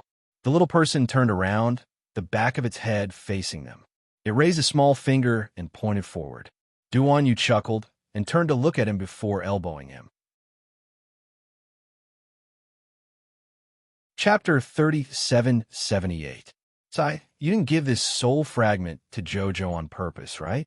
What do you mean by on purpose? I forgot, Mo Lian said in all seriousness. Forget my ass. She probably hid this soul fragment of Jojo on her because she found it adorable. Mo Lian coughed lightly and put away the sacred wood essence. Give it to her later. Duanyu blinked. If you give it to her later, then give it to me to play with first. He didn't expect the little stoic's soul fragment to also be expressionless. So fun, Mo Lian spat at him and couldn't be bothered to pay attention to this guy. We have Jojo's direction. We could go find her after eating the unsealing pill. While they were discussing, Arbor's group had already reached the depths of the forest and continued forward. They didn't encounter any danger along the way. Occasionally, 2 or 3 ignorant little beasts would jump out, but they were all chased away by the group. Everyone didn't know that the group of miserable students of the Royal Academy were collectively suffering from bad luck. Most of them still hadn't reached the entrance of Phoenixwood Forest at this time, and were still sprinting madly from Oxhead Mountain to Phoenixwood Forest. Legend has it that the Phoenix tribe, which has been living in seclusion for 1,000 years, is hidden inside this Phoenixwood Forest. Who knows if it's true or not? The little fatty muttered. It's true. Chao-Chi nodded and said seriously, the Phoenix tribe, which has been living in seclusion for 1,000 years, simply won't come out unless there's something special. They have an ancient inheritance. Perhaps someone in the Phoenix tribe inherited a portion of the sacred beast Golden Phoenix's bloodline. They're so noble that they can't be bothered to interact with the common people. Oh, the little stoic made an "oh" sound like she was listening to a story, which instantly made our dear Chao-Chi lose interest in continuing to speak. What was going on? When talking to the stoic face, there was a strange feeling of choking halfway through. Don't you guys feel like someone is following us? Chi Xian suddenly paused and looked back. There were trees everywhere in the forest. When she turned around, she only saw the swaying shadows of the trees and didn't see anything. Chi Xian mocked herself for being overly suspicious as she rubbed her nose. I've been following him for more than an hour, Duanmu said calmly. Chi Xian was stunned. She realized that she wasn't mistaken. Jojo and Duanmu knew that someone was tailing them. What are these people doing? We don't know why they are here. Duanmu Qing smiled coldly. But I know that they will be in trouble soon. Everyone was speechless, because Arbor had stopped and turned around. Everyone stopped in their tracks and turned around at the same time. At this time, they had already walked into the depths of the forest. There was no one around. The wind had stopped and the grass was still. It was very quiet. Come out. You're hiding like a villain. As soon as Arbor finished speaking, the surroundings were still silent. It was as if Arbor was mistaken and there was no one here. Arbor frowned and flicked an invisibility talisman. Sneaky. Do you think the invisibility talisman can hide your aura? When the invisibility talisman landed, several tall and sturdy figures were immediately exposed from the trees. The leader was a man with a saber scar at the corner of his left eye. He grinned at the group. "Little miss, you have some tricks up your sleeve." All of a sudden, a powerful wave of saint energy erupted from his body. Arbor and the others were startled, and their gazes changed slightly. Chapter 3779. 4. 1379. Purpose. The man in front of her was actually a transcendent realm cultivator. He had 3 people behind him, and from the looks of it, their strength could not be underestimated. Arbor could not help but be a little stunned. She had thought that these people were following them sneakily for money. But would a transcendent realm cultivator do such a boring thing? It seemed that they had a purpose and were heading for them. Or more accurately, they were heading for her, Arbor. Her eyes instantly turned cold. She placed a small hand behind her back and gestured at Duanmu Qing and the others. "Take the recording array and leave." It was very simple. With the recording array, Arbor could not open her star domain at all. Duanmu Qing and the others immediately reacted and nodded at the same time. With great tacit understanding, they picked up Chao's shoe, turned around, and ran out. The recording array was naturally taken away by Duanmu Qing and the others. None of them were worried about Lord Jojo. So what if he was a transcendent realm cultivator?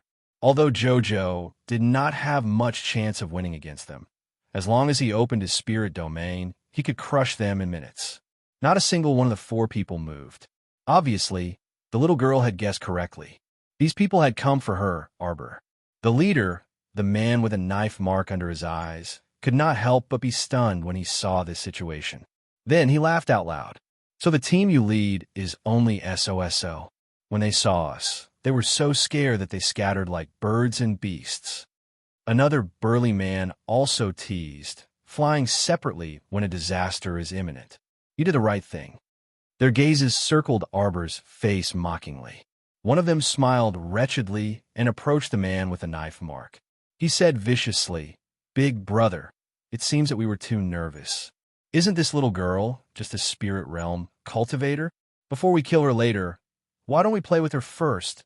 As their big brother, the man with the knife mark was obviously smart enough. He glanced at his subordinate and said coldly, "Let's get down to business. Little girl, if you're willing to end your own life, it will save us a lot of trouble. If not," the burly man with the knife mark sneered, his meaning very obvious. If he were to make a move, he would definitely make Sir Jojo suffer.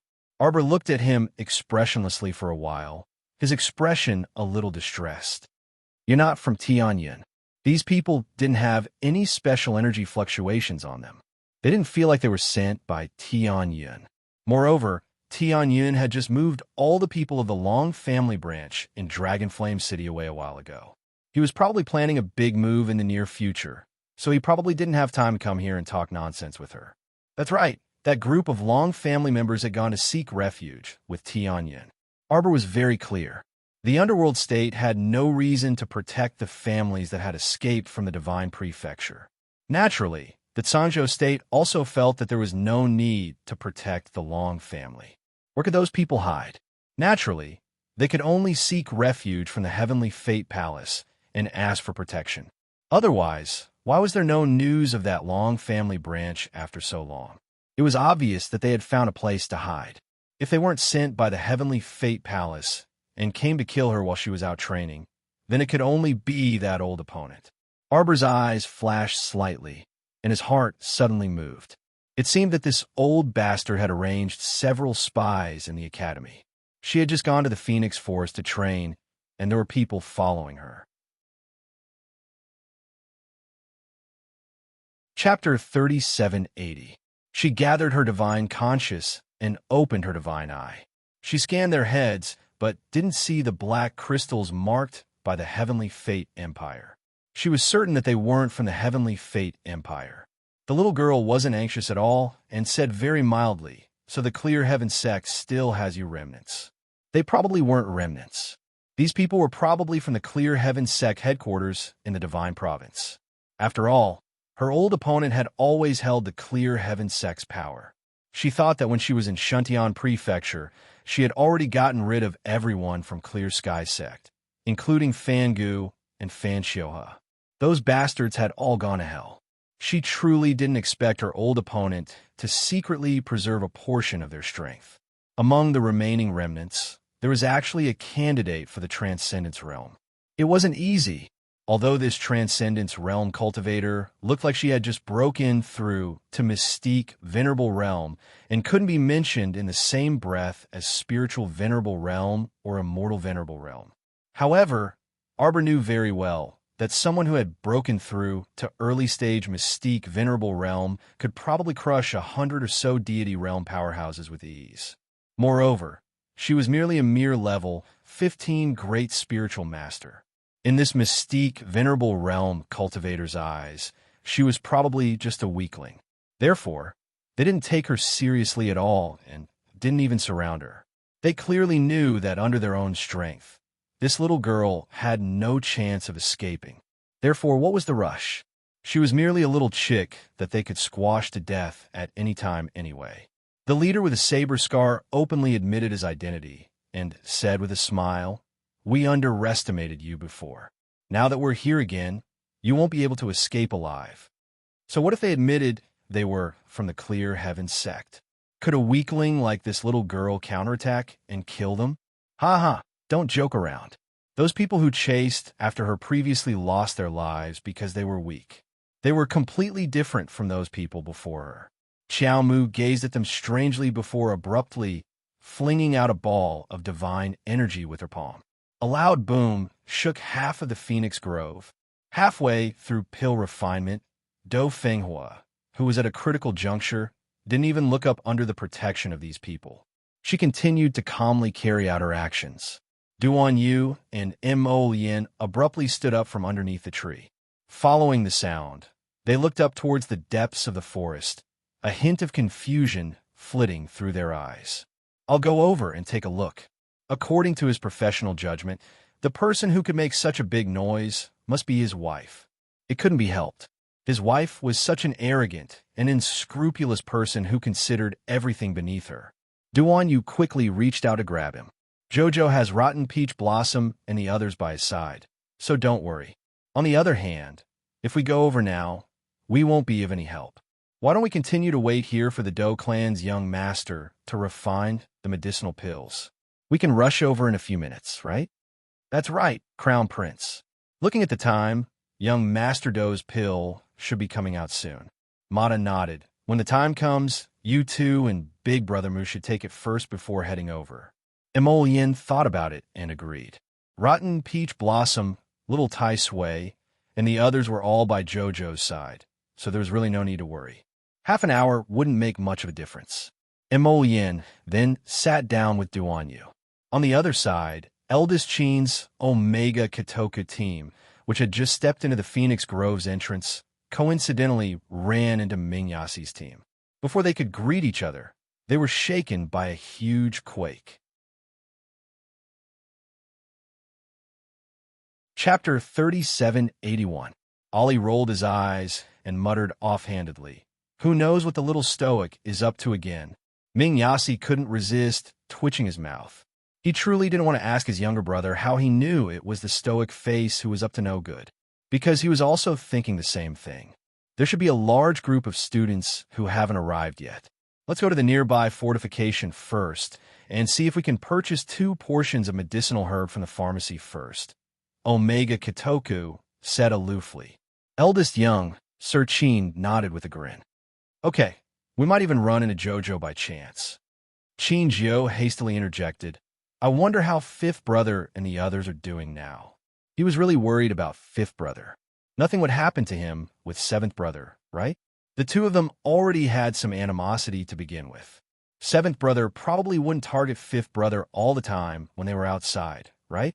Previously, Chinjo had insisted on keeping Fifth Brother in his team, and Eldest Brother and Second Brother also agreed. However, Fifth Brother himself didn't agree and had them find Chin 13 instead. First, it was to take care of 13. This child was introverted and antisocial. If their team didn't accept him, probably no other team would. Moreover, although Qin 13 didn't have any cultivation, he had awakened a special speed ability. He could run when he encountered danger, and no one could catch up to him. He also wouldn't be a burden to the team.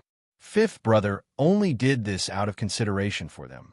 Although Sister Qin was also with fifth brother, Qin Jiu was still worried about fifth brother's safety. Little fifth and the others should be arriving soon. Eldest young Sir Qin said with a smile, but Phoenix Grove is so big, so they might not necessarily run into each other. Let nature take its course. Qin Jiu could only nod his head. Let's go. Seeing that everyone from the Qin estate was heading toward the small supply point, Ali hastily said to Ming Yasi, "We're going too. If we can get medicinal herbs at the supply point, it'll save us the trouble of going into the forest to pick herbs." Ming Yasi nodded, and the group quickly moved toward the small supply point.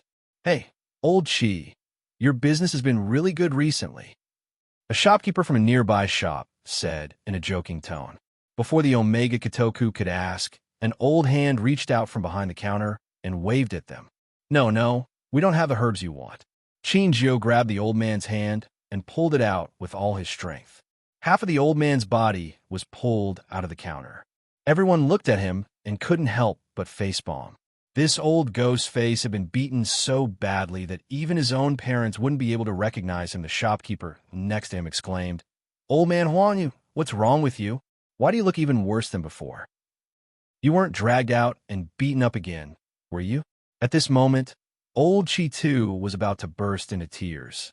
At noon, he went back to take a nap, but not only was he beaten up, even the 500,000 spirit coins hidden in the cracks of the wall was taken away. The savings that he had accumulated over the years were all gone. Sob, sob, sob. This was truly a fatal blow. How could he have expected that he would continuously run into academy students who cheated him? He didn't know who had poached him and beaten him up this afternoon. His old man's face was beaten up so badly that he couldn't see anyone anymore. When he thought of his 500,000 spirit coins, he wanted to cry.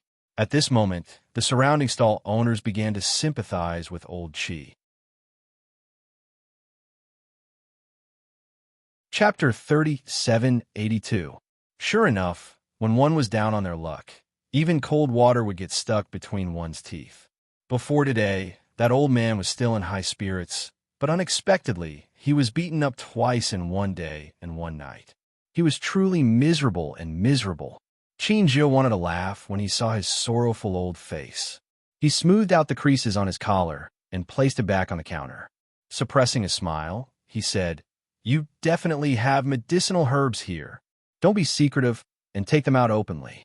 We'll take as much as you have. We won't shortchange you."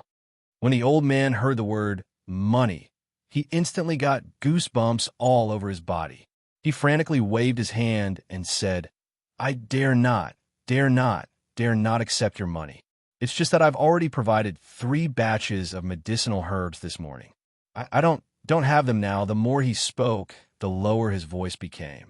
The old man was used to observing people's expressions, so when he saw young Master Omega Kitoku's darkening expression, his heart instantly thumped. He wasn't going to get beaten up again, right? The old man repeatedly swallowed his saliva and hastily said, Right, just now, 2 batches of medicinal herbs were delivered at noon. Just 2. Money. I don't want your money anymore.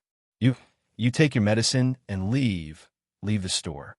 As the old man spoke, he turned around with a bitter expression and took out 2 packets of medicinal herbs from the cabinet, placing them on the counter. Eldest Qin was just about to reach out to take them when a palm reached over and directly pressed down on one of the packets of medicinal herbs. 1 packet per person. Eldest young Master Qin shrugged non-committally and directly took the packet of medicinal herbs, handing it to a taciturn alchemist in the team. Ming Yasi turned to glance at that old man, feeling that the other party was a bit strange. That old man, whose face had been beaten so badly that he didn't even look human, actually shrank back in horror when he saw them looking over, as if they were some kind of scourge or ferocious beast. It was truly like seeing a ghost. 1 set of medicinal herbs could at least recover 1 person's combat strength, and it would be much more convenient to harvest medicinal herbs after recovering one's strength. Both teams were rather satisfied with this outcome, so they didn't find fault with the old man and directly left the small stronghold after taking the medicinal herbs. After the old man saw them leave, he let out a long sigh of relief. His heart was in so much pain that tears flowed out. However, he muttered to himself, "This time, I didn't take their money. They won't be able to come back and beat me up, right? Old Chi, they should be students from the royal school." A few stall owners beside him smiled and said, "Yes, the words Royal Academy are embroidered on the clothes. The Royal Academy is one of the top academies in the 3 prefectures. The students who come out from there are indeed all very unique." Old Chi wanted to laugh at that person's face. In his opinion, he was more like a violent maniac. Forget it. Since he couldn't afford to offend him, he could just hide. At most, he would stop doing business in the next few days. He hurriedly packed up his things and went to a nearby inn to avoid the limelight for a few days. He wouldn't sell it, all right? This time, Old Chi managed to escape in time and managed to avoid the arrival of the royal school students on the second day. Arbor didn't know that after they violently beat up the old man that night, the old man was also beaten up by Mo Lien and Duan Yu the next morning. At this moment, she was leading the 3 people with the saber-scarred man to stroll around the garden in the Phoenixwood Forest. Previously, the ball of divine energy had exploded in time and directly blasted one of the spiritual realm men into smithereens, turning him into a wisp of ash. Chapter 3783. The knife-scarred man and his 3 subordinates hadn't expected such a thing to happen at all, so they were completely unprepared. The spirit realm man among them was relatively weaker in terms of cultivation. When the divine power ball exploded, a torrential heat wave rolled over. This guy was the first to be hit, but he was crushed to pieces in a matter of minutes. How unlucky. At this moment, the man with the knife scar under his eye was truly furious. He hadn't expected that one of the 4 would die before the battle even began. Sure enough, his master's warning was right. Don't underestimate that little girl. Little bitch. One of the men cursed vaguely. When I catch you later, see if I don't torture you to death. A cold light flashed in Arbor's eyes. They'd specifically chosen the densely wooded areas of the Phoenixwood Forest to run to, leading people further and further away. Surround them. The knife-scarred man shouted coldly and waved his hand. The 3 people formed a triangular formation and abruptly leaped out from behind Xiao Mu, directly encircling her in the center. The man's eyes revealed a mocking sneer, and he teased, "Little bitch, let's see where you can run to." Arbor looked at them expressionlessly, the corners of his mouth rising slightly, revealing an extremely strange and mocking expression. "When your master sent you here, didn't he warn you?" "Warn what?" The man shouted coldly, shaking all the fat on his body. "You little bitch, you're about to die, and you still dare to be so stubborn. See if I don't." Before he finished speaking, he felt a dagger slashing horizontally at his neck. That dagger was very strange, as if it had appeared out of thin air, instantly drawing a thin line of blood on his neck. But this guy's reaction was very timely. When he saw the dagger appear, his entire body fell back, narrowly avoiding that fatal blow. Therefore, the dagger only made a small cut on his neck and did not harm any vital organs. The man roared furiously, "Little bitch, you asked for it." He covered the small wound on his neck with one hand and took out a bottle of hemostatic medicine from his inner world with the other. He was just about to swallow one. Suddenly, a large amount of black blood gushed out from the small wound on his neck. Piu. Like a heavenly maiden scattering flowers, it sprayed out. The man was so scared that he almost peed his pants. He quickly pressed down on the wound on his neck and looked at Arbor in horror. The little girl in front of him was still expressionless as she looked at him indifferently. That expression, in his eyes, was especially like that of a ghost. It was so cold that it was almost frightening. "What did you do?" Another man reached out to grab Arbor's arm. "Damn it." The man with the knife scar scolded angrily. "That dagger was poisoned. Hand over the antidote." Arbor looked at them coldly. "You want to win with numbers? How dare a few small fries yell at my JoJo?" A red figure abruptly appeared next to Xiao Mu and ruthlessly punched the face of the man who was about to grab Xiao Mu's arm. Ouch! The man's face was full of pain.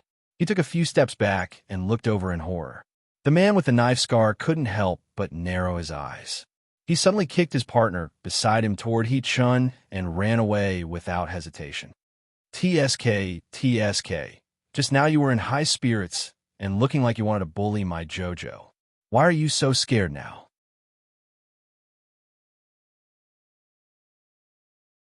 Chapter 3784. You're a transcendent realm, yet you don't even have the strength to fight. Aren't you too cowardly? Ma Shi-chan said with a cold gaze. With a wave of her hand, the surrounding trees grew like all living things. They creaked as they struggled to move to the left and right, completely enveloping the place like it would spirit purgatory. The man with the scar did not dare to look back. He tried his best to move forward. He only wanted to leave this purgatory as soon as possible and return to report to his master. His master had been chasing this little girl for so long. Did he not know what kind of terrifying creature she was? She had a portable spirit domain. When the spirit domain opened, she could summon a transcendent realm at any time. The man with the scar stopped cold all over. There was some fear in his eyes as he looked at the two men standing in front of him. To be precise, one of them was only 8 or 9 years old, but the tyrannical saint power fluctuations on his body terrified him. You're already over 100 years old, yet you're bullying a little girl. Don't you feel ashamed? Little Tai Sui said expressionlessly with a cold face. If he knew how to feel ashamed, he wouldn't have come looking for trouble with JoJo, Dao Wuji said with a smile as he hugged his sword. He moved his limbs. Little Tai Sui, I'll go first. I haven't exercised my limbs in a long time. Let's play with this kid. With that, he flew up with his sword and slashed at the man's face. Boom! The venerable Peach Blossom Immortal had already set up a wood spirit domain. No matter how big the commotion was, no one would notice. Therefore, Dao Wuji did not feel the slightest psychological burden when fighting with the man with the scar. In any case, he greeted him with the most powerful moves. The man with the scar groaned inwardly as soon as he started fighting. He was only a transcendent realm early-stage mystique venerable realm cultivator. How could he be compared to Dao Wuji? Dao Wuji had already entered the late-stage spiritual venerable realm and was about to enter the peak stage. He could kill an early-stage mystique venerable realm cultivator in a matter of minutes. After 3 slashes, the man with the scar was sent flying by Dao Wuji and fell heavily at Arbor's feet. His triangular eyes moved slightly, and just as he was about to violently seize Arbor, he saw the cold light in the little girl's eyes. A 5-tailed white squirrel with fluffy white fur appeared beside him. It stepped on one of the man's thighs. With a crack sound, the man with the knife scar let out a wail. He looked at Xiao Mu in horror, and he regretted accepting this fatal mission immensely. No wonder his master had repeatedly reminded him not to let his guard down. It turned out that this fiend really had a myriad of tricks up his sleeves. She didn't really run around the Phoenixwood Forest in a panic. The more she ran, the more secluded she became. She did it on purpose, because all her tricks were waiting for him here. If Arbor could hear his thoughts, he would definitely sneer at him. All of his tricks? Are these all that I have up my sleeves? Wishful thinking. Bang bang. Little Tai Sui tossed the 2 wretched figures that had been brutally beaten before Xiao Mu. Xiao Mu ruthlessly stomped on one of the people's leg bones and tossed him a poison pill with an apathetic gaze. You want to properly play with me, is it? She nodded and said coldly, sure. This man was the stinky hooligan who had been vaguely flirting with her. How dare he flirt with JoJo's Lotus? He must be tired of living. Chapter 3785. Little Tai Sui and Dao Wuji both looked at the expressionless Charles, then looked at each other. They felt like that person was going to be in big trouble. However, this had nothing to do with them. Who asked these idiots to be crazy and want to deal with Charles? Reality would teach them how to behave. When Arbor flicked a pill into the man's mouth, he reflexively wanted to spit it out. But was that possible? The pill melted in his mouth and disappeared without a trace. That person's face immediately changed. Not knowing what had happened, he crawled back and took 2 steps back. What did you do? Although he didn't know what pill the little girl had fed him, it couldn't be anything good. The man opened his mouth in horror, his voice trembling slightly. Arbor looked at him coldly and said meaningfully, "Don't worry. You'll taste it in a few minutes. Didn't you want to play? You're playing with yourself." The venerable Peach Blossom Immortal was walking over. When he heard this, he felt a chill all over and rubbed his arm. Strange. When Lord Jojo said this, he felt a little scared. At this moment, the drug was starting to take effect. The man suddenly fell to the ground and curled up. He arched his body and covered a certain part of his body. His face was purple and red, and he let out terrifying roars. Little Tai Sui and Dao Wuji were also shocked. Dao Wuji, in particular, took 3 steps back and stayed far away from the man. It was as though he would be infected if he got close to the man. So scary. What was that man going through? Seeing the veins on his head bulging and the man rolling back and forth on the ground while covering that part of his body and begging for mercy, Dao Wuji couldn't help but tremble. Little Tai Sui swallowed and silently took a few steps back. He reached out a small hand and subconsciously tugged at the venerable Peach Blossom Immortal's sleeve. The venerable Peach Blossom Immortal put away his mischievous smile and coughed in all seriousness. He asked Lord Xiao Xiao in a small voice, Xiao, what medicine is this?" Arbor turned to look at them. Curious? The 3 men, big and small, shook their heads at the same time. His appearance was somewhat strange. When they shook their heads, their bodies were stiff and motionless, so Arbor could only see 3 big heads shaking vigorously. This pill has a good name. Xiao Mu's gaze shifted downwards. The venerable Peach Blossom Immortal subconsciously jumped back and pulled little Tai Sui in front of him. "It's over. Doomed pill," the 3 of them exclaimed and looked at Xiao with strange expressions. Initially, he didn't have a name, but when he thought of it earlier, he felt that it was a more appropriate name. Her words were vague, and she wanted to bully Charles. She couldn't even bully her in her thoughts. Since he had such thoughts, he was done for. Jojo's methods were crude and simple. He was just that strong. Not long after, the unlucky guy who ate the doomed pill suddenly let out a tragic howl. A soft pop came from somewhere on his body. The venerable Peach Blossom Immortal, Little Tai Sui, and Dao Wuji all took a few steps back and looked in horror at a certain guy who was sprawled on the ground like a dead dog, unable to get up again. It really exploded? It looked like it was in pain. Of all the places, it only exploded there. How terrifying.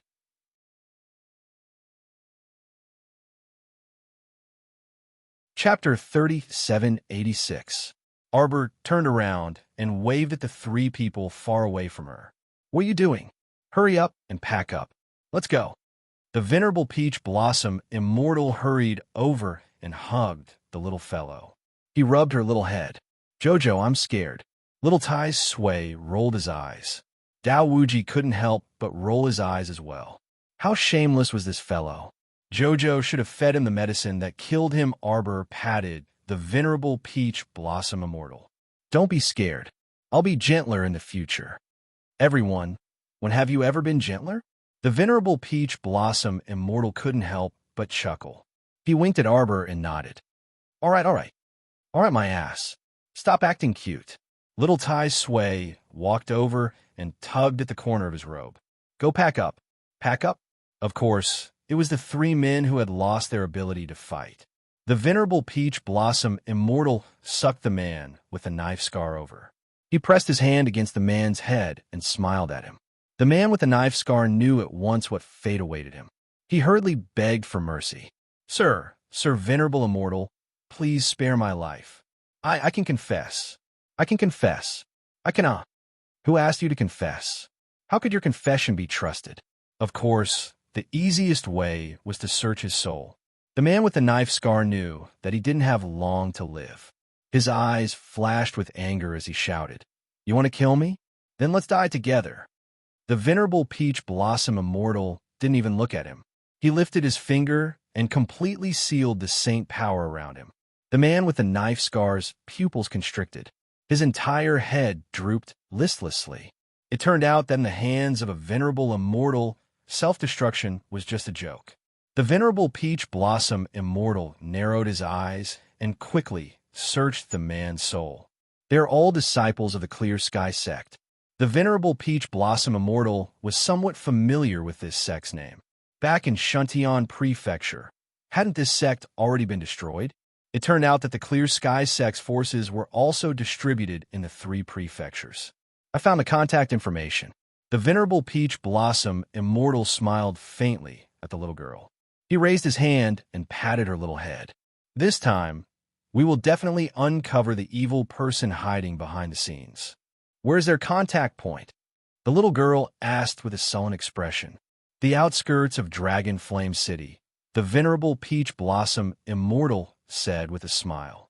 Arbor looked coldly into the distance. This time, when he returned to Dragon Flame City, he would drag him out. That guy had been hiding for a long time. It was rare for him to find something useful in the minds of his subordinates. He hoped that he could end this once and for all. Don't worry, it will definitely be a big surprise. The venerable peach blossom immortal tugged at the little girl's hand. Let's go. Arbor raised his hand, and a few blue flames fell on the bodies of the knife-scarred man and the other 2, slowly burning them. Wait!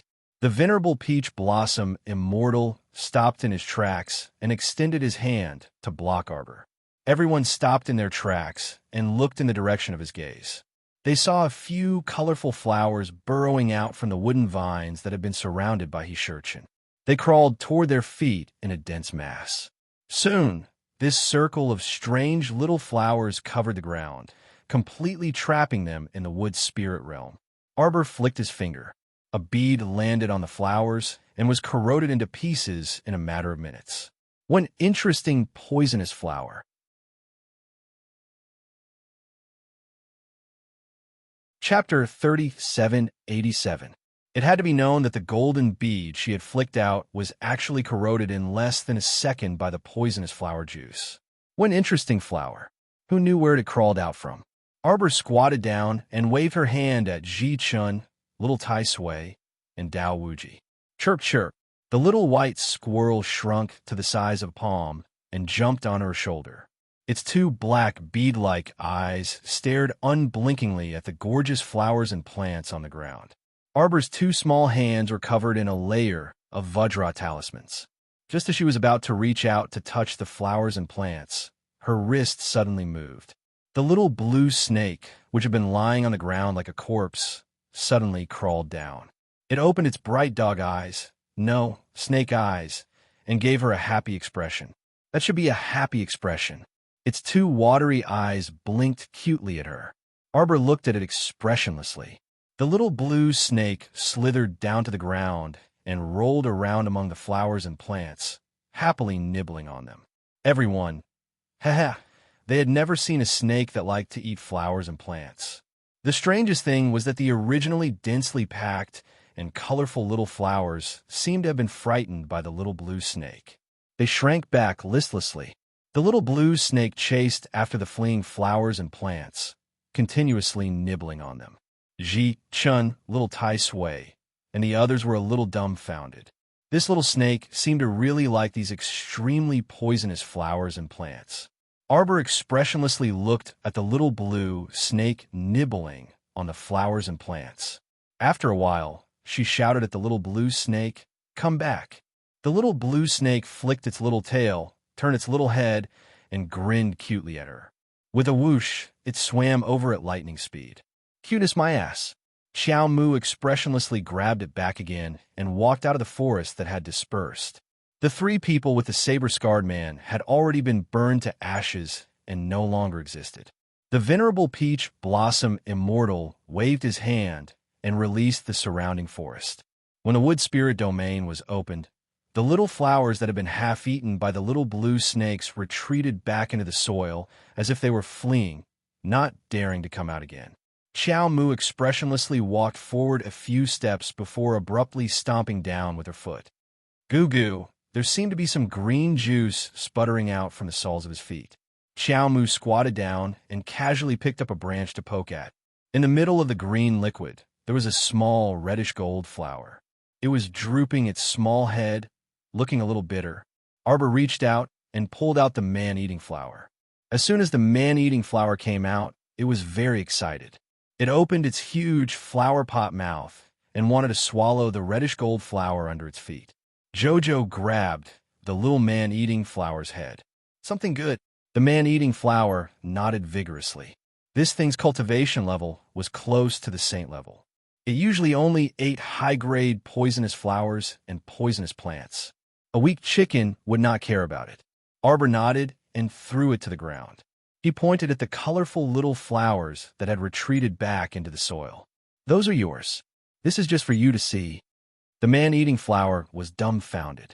If it had eyes, nose, and mouth, it would probably be fuming right now. Scam. Oh no, Scam. What did he mean by just for it to see? Was it not for Sir to eat? Master's attitude was very bad. Asking for advice. Arbor glanced at it indifferently and hooked his finger at the reddish-gold flower. Come.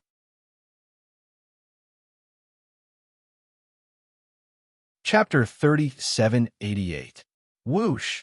The little reddish-gold flower hurriedly jumped on her white palm and shook its body obsequiously. What a joke! Instead of being swallowed by the man-eating flower, it was better to act cute. The little reddish-gold flower was very beautiful. Its petals and tiny roots were reddish-gold, but the stamen inside was colorful and fragrant. Woof, woof, woof! The three little puppies instantly rushed out, baring their fangs and brandishing their claws, wanting to get rid of the flower. The little reddish-gold flower shook its small body very humanly and lay limply on Arbor's hand, pretending to be dead. Arbor, what kind of weirdos were these? It was one thing for the little blue snake to eat flowers, but that was because these flowers and plants were all highly poisonous after being nurtured by the poison flower king. The little blue snake liked to eat poison, so it wasn't strange for it to eat poisonous flowers and poisonous plants. But what were these three little puppies trying to do now that they had jumped out? These three fellows also specially chose good things to eat. They could even chew on the 2 eggs of the holy bee swanee. They were clearly 3 weak little puppies, but their way of doing things was quite strange. Arbor also didn't understand. She felt that there was something unusual about these 3 strange little puppies. Come here, Arbor roared. The 3 little puppies shook their heads and circled around her feet, barking nonstop. They were so noisy. Arbor stretched out her leg and lightly kicked one of the little puppies. She said in a bad mood, "Shut up." Arbor raised her hand and touched the little reddish-gold flower in her palm. "I'll call you Little Poison from now on. 1 drop." Arbor took out an empty bottle from her inner world and expressionlessly said to the little reddish-gold flower. The little flower was also a tactful master. It hurriedly swayed its petals, and a drop of golden liquid suddenly sprayed out from its stamen.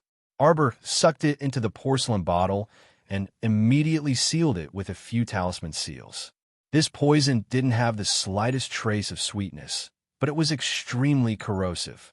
If you didn't make a few defensive copies on it, it would definitely corrode the bottle completely, and there was no way it could be stored properly.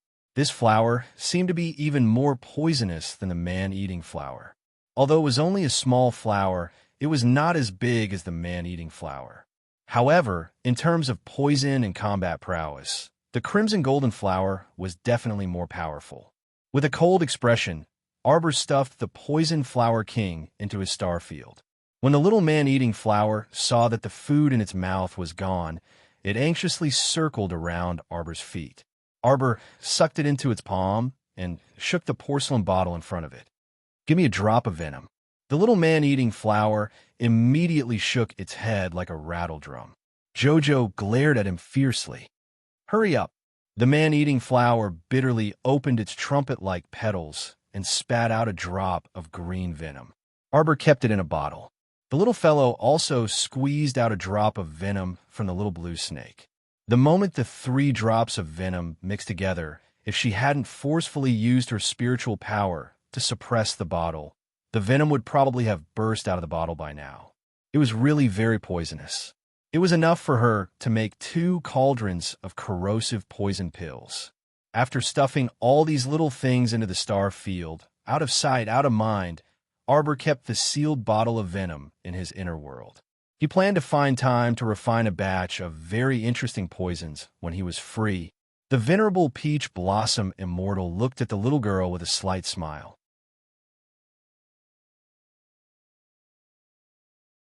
Chapter 3789. Just as he was about to speak, his expression abruptly changed. He had already swiftly moved to the little girl's side and abruptly yanked her to the side, avoiding a spear that was attacking from the air. With a crisp clang, the tip of the reeds ferociously stabbed into a large tree in the back with a gust of wind, directly collapsing the upper half of the huge tree. Half of the tree fell to the ground with a rumble.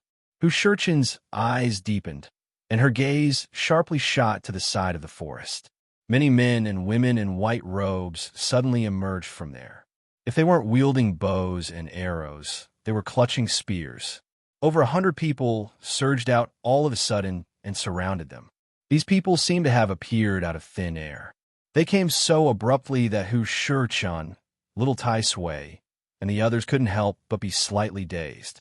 Hushurchin's gaze swept over them, and a faint trace of astonishment involuntarily appeared in her eyes. The 100 or so people standing in front of them were all experts at the 6th level of the divine realm or above. Even in the divine prefecture, experts at the 6th level of the divine realm or above were considered upper-middle level experts. Moreover, over 100 of them had inexplicably rushed out at once. It was truly somewhat rare. The crowd parted to the sides, and a tall and handsome man slowly walked toward Arbor's group, accompanied by 2 beautiful women in white. Guests from afar. "Put away your weapons," the man said indifferently. The white-robed men and women who were originally glaring at them covetously all straightened the bows and spears in their hands and no longer aimed at Arbor's group. "Honorable guests." The man's gaze paused briefly on the little stoic's expressionless face, and his gaze once again bypassed little Tai Sui, Daowuji, and Hushurchin. "Chirp, chirp, chirp." The little white squirrel lightly jumped twice on Arbor's shoulder, raised its paw, and roared threateningly. Unfortunately, it was such a silly and adorable little thing, so it definitely wouldn't have any lethality. What was even more laughable was that it would have been better if it hadn't opened its mouth. As soon as it opened its mouth, the gazes of the white-robed girls all landed on it. Their eyes were practically lit up by little heart-shaped stars, and they all revealed yearning expressions toward dear Chirpy. "Oh, what a cute little animal.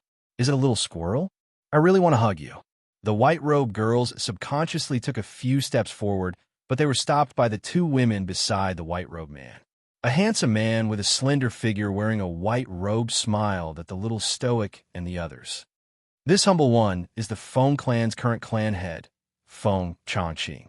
The little stoic looked at him expressionlessly. If it weren't for this little girl's eyelashes that would flutter once or twice from time to time, Feng Zhangqing would really think that this girl might just be an ice sculpture. Hichin coughed lightly. He had also heard a little about the Phoenix clan. Speaking of which, thousands of years ago, Shurchin's ancestors were a branch of the Phoenix clan. After thousands of years of changes, their clan was getting further and further away from the Phoenix clan's bloodline. Therefore, Hichin did not intend to tell these people that they might have been a family thousands of years ago. Seeing that the little stoic's small, cold face was taut, and she didn't say anything for a while, he had no choice but to reply, "What business do you have with me? We set up the Poison Flower King at the entrance to guard against the enemy. I wonder which one of you took it away." Feng Zhangqing's voice was low and sweet.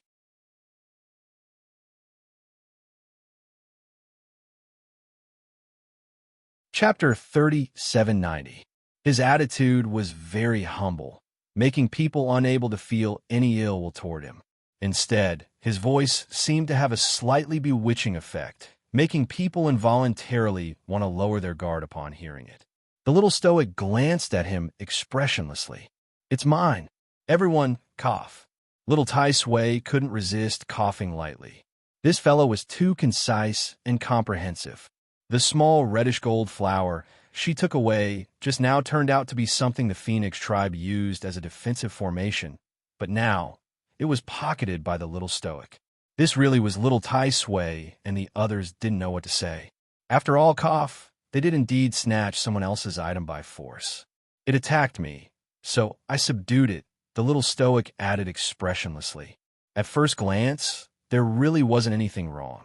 That's right, the flower attacked first. We subdued this flower. So isn't this equivalent to this flower already being ours? Feng Changqing carefully sized up this stoic face and inexplicably had a feeling of what should I say. He had the misconception that he couldn't continue speaking. The other members of the Phoenix tribe also looked at each other in dismay. You look at me, I look at you, and then they turned back to look at their clan leader, Feng Changqing. The atmosphere inexplicably chilled. All of a sudden, the corner of Yuan Shurchen's mouth silently twitched. He pretended to cough and said, if there's nothing else, we'll take our leave first. This Phoenix tribe leader, Feng Changqing, discreetly flickered with wisps of holy power fluctuations. If there were no surprises, he should be a person whose strength was about the same as little Tai Sui's. Judging from the Phoenix tribe stance, could it be that their entire tribe was at the God Realm? Then perhaps there might be a few other transcendent God Realm elders and consecrators in their tribe. For safety's sake, Yuan Shurchen felt that it was better to leave this dangerous place as soon as possible. Wait! Feng Changqing helplessly stretched out his hand to block their path. I am sorry. That golden saint poisonous flower is our tribe's protective item. The implication was that they should quickly return it. That was their tribe's sacred item, so they couldn't rashly give it to them. Jojo looked at him expressionlessly. Suddenly, a 9 stars mirroring the moon cauldron appeared in his hand. Feng Zhangqing's eyes lit up, and he couldn't help but cry out. 9 stars mirroring the moon cauldron? The group of Phoenix clansmen looked at each other and thought in their hearts, what is the clan leader doing now? Shouldn't he be praising others? Shouldn't he be capturing them as soon as possible and forcing them to hand over the golden saint poisonous flower? Arbor's eyes were cold and emotionless. With a flip of his hand, the 3 poisons in the porcelain bottle fell into the small cauldron. Soon after, what dazzled everyone was that she casually took out several medicinal herbs and threw them into the small cauldron. The Phoenixes were dumbfounded. The Phoenixes had been in seclusion for a long time, but they boasted that they had the best alchemy skills in the world. Even if he had lived in seclusion for many years, his alchemy skills were still inseparable from society. But today, when he saw it, he felt that he seemed to be out of touch with the world. Was there anyone who could refine pills so casually? She didn't even weigh the medicinal herbs and directly put them into the medicinal cauldron. Wouldn't the cauldron explode if she did this? Obviously, the small cauldron in the little girl's hand showed no signs of exploding until now. Something was about to appear in it.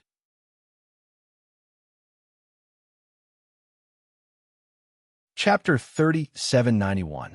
A layer of golden quicksand suddenly jumped out of the cauldron. Like a thin layer of golden sand coat, it nimbly circled around the little girl's palm and slowly formed a quicksand ball. It looked very eye-catching, and all the Phoenix clansmen were stunned. Wow! Several girls in the Phoenix clan couldn't help but clap excitedly. Amazing, amazing, what amazing alchemy skills. It turned out that the little girl didn't refine pills, but poisonous sand. The other members of the Phoenix clan looked at these silly girls speechlessly. Hey, stop admiring her. She ground out a handful of poisonous sand, and her purpose is already very obvious. She's going to feed it to us. This group of people actually applauded the enemy so innocently. They really didn't know if they were spies sent by the enemy. Feng Changqing saw the little girl holding the ball of poisonous sand in her hand and hurriedly waved his hand. Don't, little girl. If you have something to say, we could discuss it properly. The other members of the Phoenix clan hurriedly nodded. I've already subdued the little poison, Arbor explained expressionlessly. It's mine. Everyone, would it kill you to say a few more words? Feng Changqing couldn't help but sigh and nod. Mrs. Alchemy's skills are extraordinary. That golden saint poisonous flower can indeed play a greater role in your hands. One had to know that although they had let the golden saint poisonous flower guard here for many years, They had never been able to make it spit out a drop of poison. This flower was very spiritual. Cough. The gentle members of the Phoenix clan naturally wouldn't force it. Miss, is your poisonous sand really refined from the golden Saint Poisonous Flower's poison? A girl from the Phoenix clan asked excitedly. No.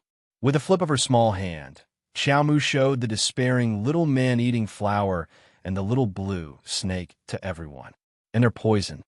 Everyone, they could guarantee with but that if their clan leader hadn't suddenly relented, the little girl would definitely have used them to test the poisonous sand. The poison of the blue spirit snake emperor, the corrosive poison of the man-eating flower, and the terrifying poison of the golden saint poisonous flower. There was probably no antidote in this world. Arbor looked at them expressionlessly and silently took back the man-eating flower that was tilting its head. Another Phoenix clan girl shouted excitedly. Miss, can I ask you, how did you make the golden saint poisonous flower spit out poison? Arbor looked at them strangely for a while. Simple. Everyone looked like they were all ears. Little Tai Sui, Endless Saber, and He Chen's lips twitched involuntarily upon hearing this. They felt that the little girl's next answer would probably make the group of idiots from the Phoenix clan feel like they had nothing to live for. I stepped on it hard and curled my finger at it. Everyone was speechless. If words could be used to express the feelings of the Phoenix clan, it would probably be fuck. Where did this weirdo come from? They had lived in seclusion for many years. Could it be that the world had evolved into such a state? Did a creature like the little stoic really evolve from humans? The group of Phoenix clansmen all had incredulous expressions as they stared at the girl. The little stoic glanced at them expressionlessly and said coldly, "Move aside." Feng Chanqing reflexively blinked before hastily saying, "Miss, our clan has a request."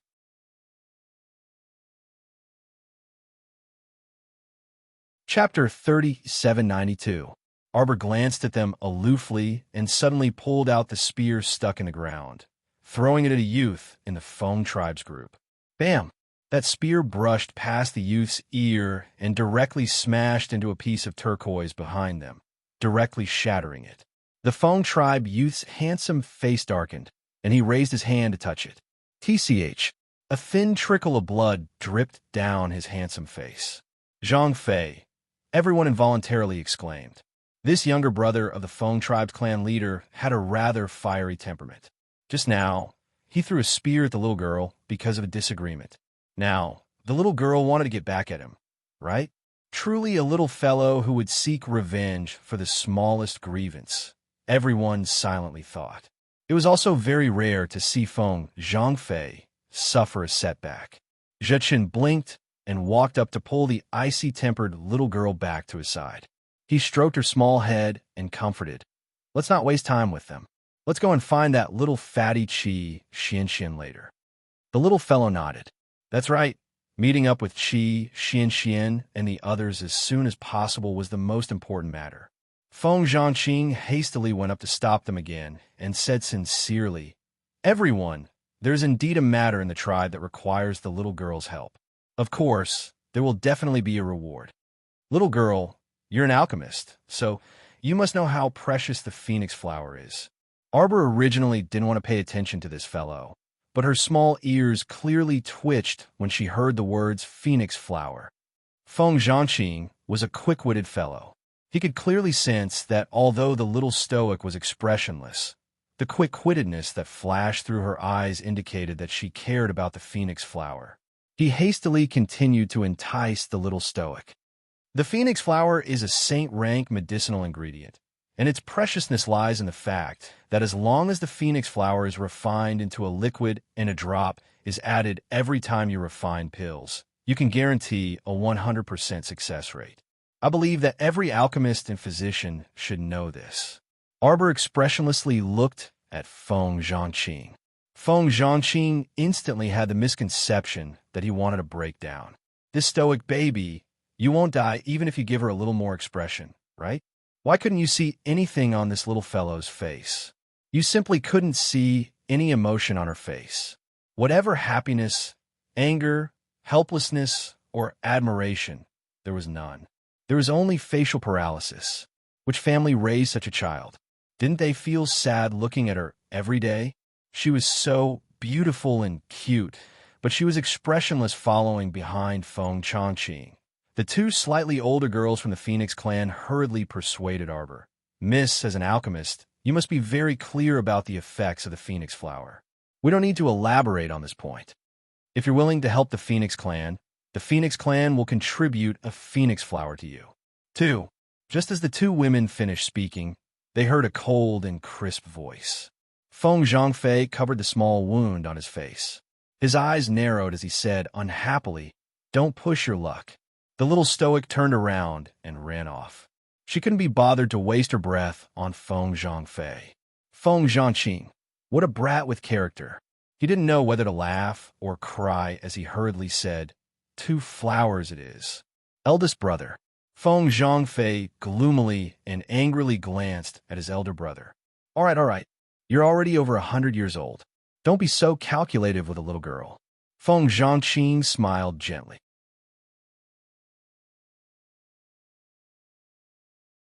Chapter 3793. Feng Zhangfei's expression was gloomy. The Phoenix clan lived in seclusion all year round. In fact, they were all very simple people. Feng Zhangfei was no exception.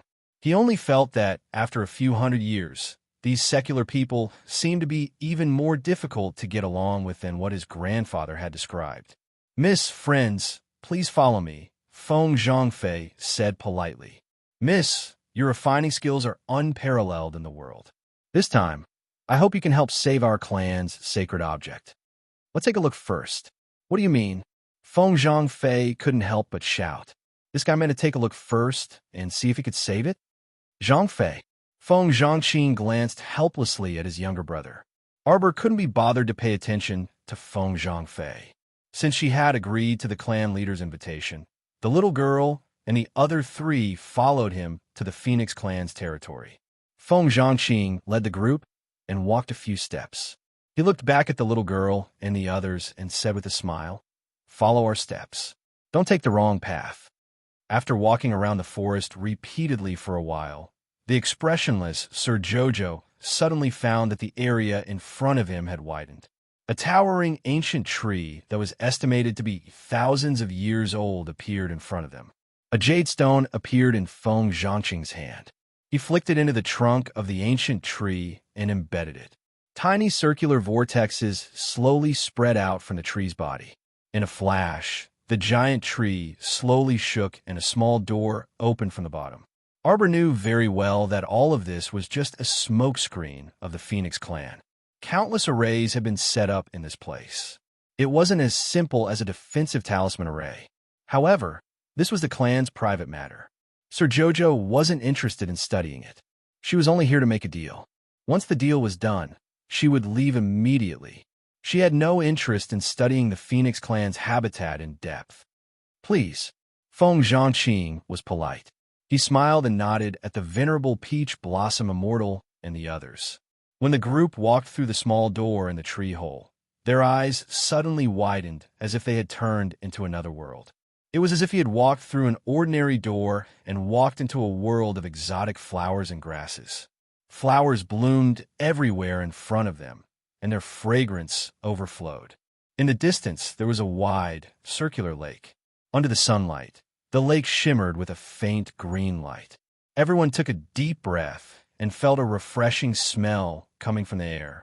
They felt refreshed, as if they had just eaten a vitality pill. All the pores on their bodies opened up. Arbor narrowed his eyes and scanned his surroundings. He found it rather novel. This place was not an illusion, but a real space.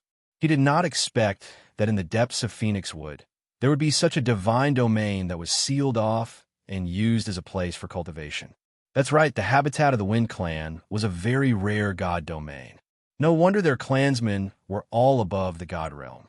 It turned out that there was such a unique cultivation treasure.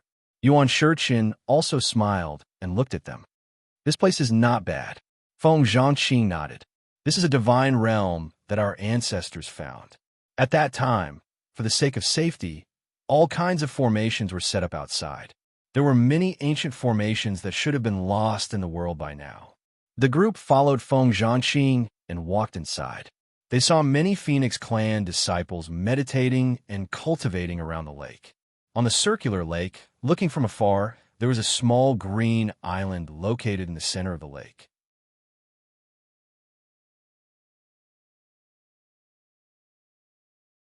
Chapter 3794.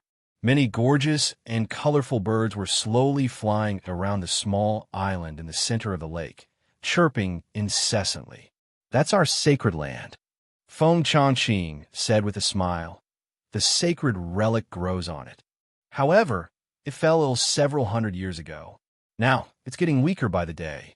At the mention of this sick, holy relic, everyone lowered their heads, looking listless and pitiful. Arbor uttered an "oh." Everyone, what was going on? They suddenly had an impulse to not continue chatting with this little stoic. Feng Zhangfei even rolled his eyes at the stoic without concealment. "I'm telling you, if you not only fail to cure our sacred relic, but also worsen its condition, you'll have to pay with your life." After Feng Zhangfei finished speaking, Feng Zhanqing turned around to glare at his younger brother before hastily saying, "Little miss, don't feel burdened. Although our sacred relic's condition is very bad, it probably won't get any worse. Your pill medicine skills are so good, so you'll definitely be able to help it. Even if you can't help, we won't blame you. This is probably our clan's fate." After saying this, Feng Zhanqing let out a long sigh.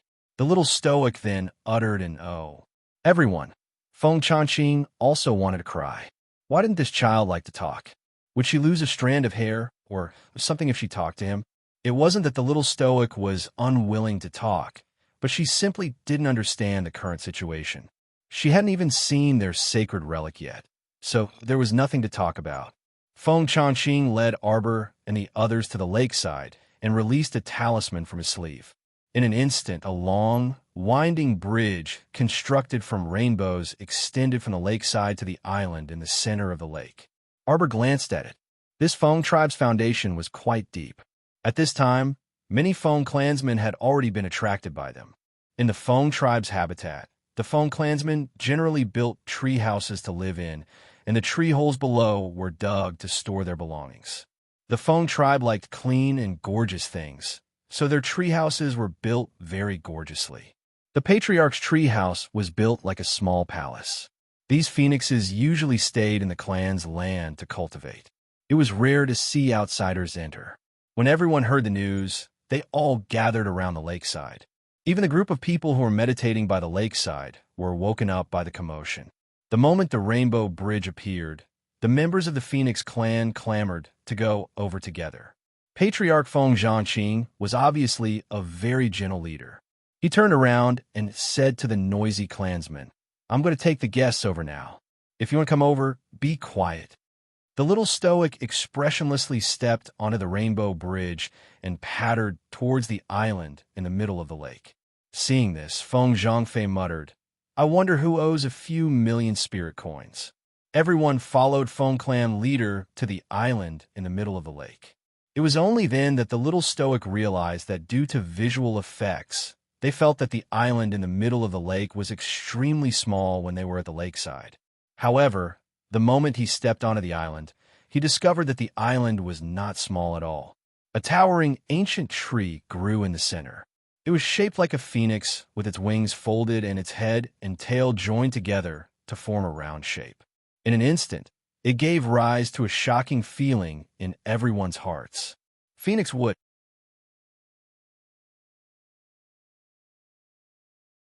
Chapter 3795.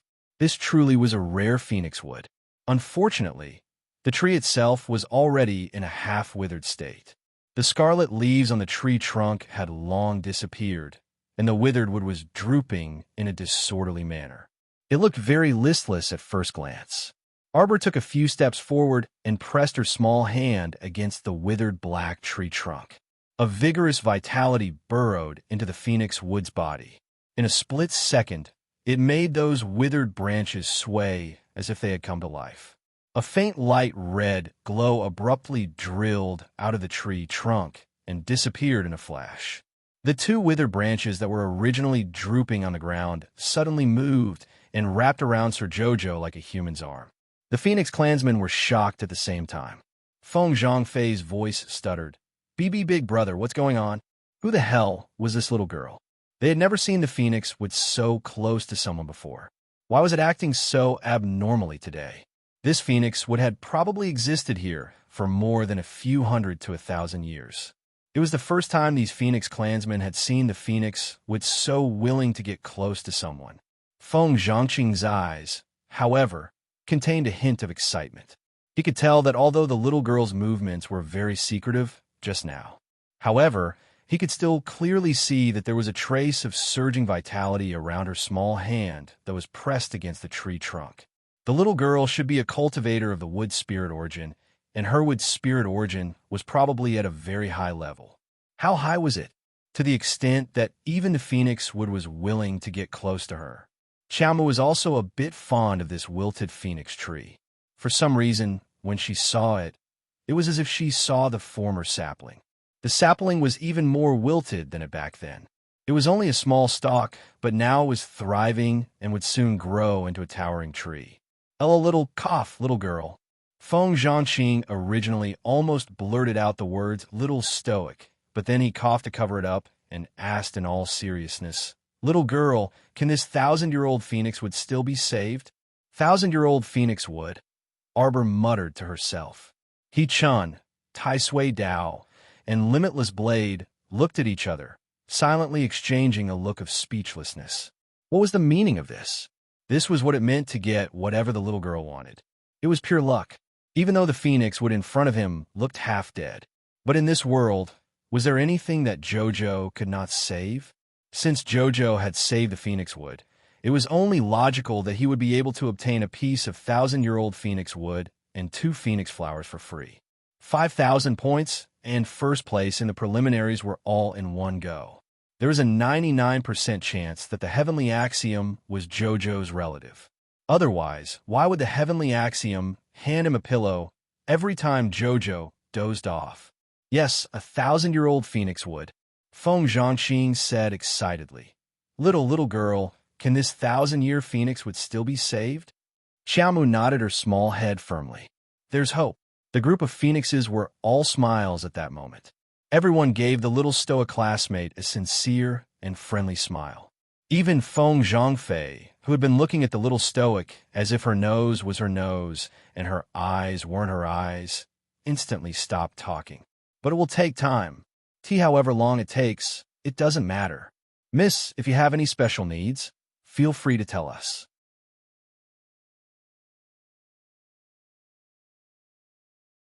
Chapter 3796. 3 days. Feng Zhangqing was slightly startled. 3 days? What did this little girl mean? Could this dying phoenix would be revived in just 3 days? Was that possible? "You all must leave," the little stoic said expressionlessly. "I need an absolutely quiet space." Sir Jojo fell off all over, mainly because he was being stared at like a national treasure by a bunch of idiots.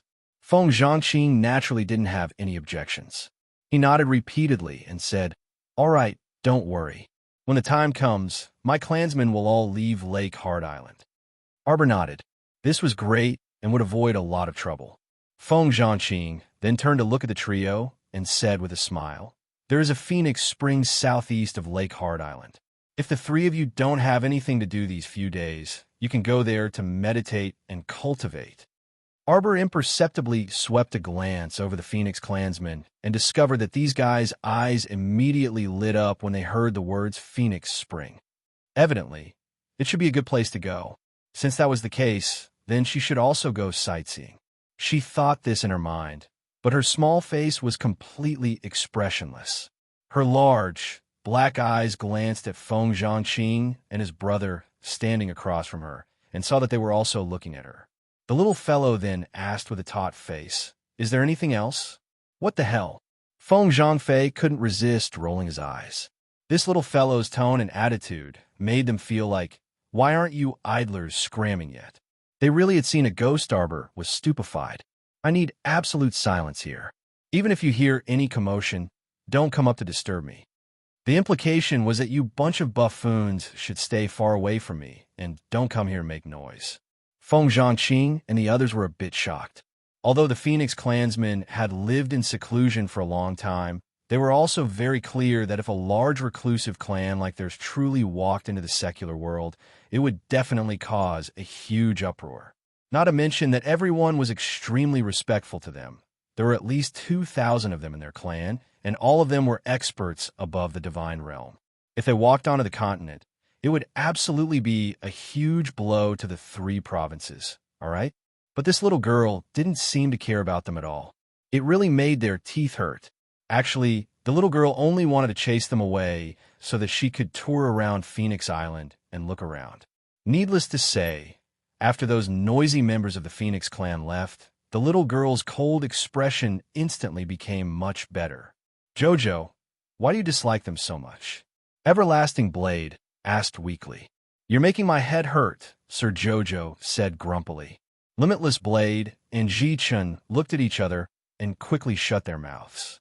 If they quarreled, they would also be despised by the little girl. However, after chasing away those masters, the little girl seemed to have taken over the island as a king.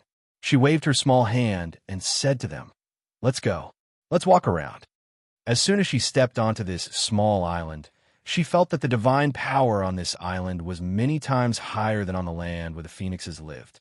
If he could cultivate for a few days in such a dense divine domain, his cultivation would definitely soar. Why aren't those Phoenix clansmen cultivating here? The little girl asked curiously. The concentration of divine power at the lakeside, where they were, was much lower than here. The divine power here is almost close to saint power.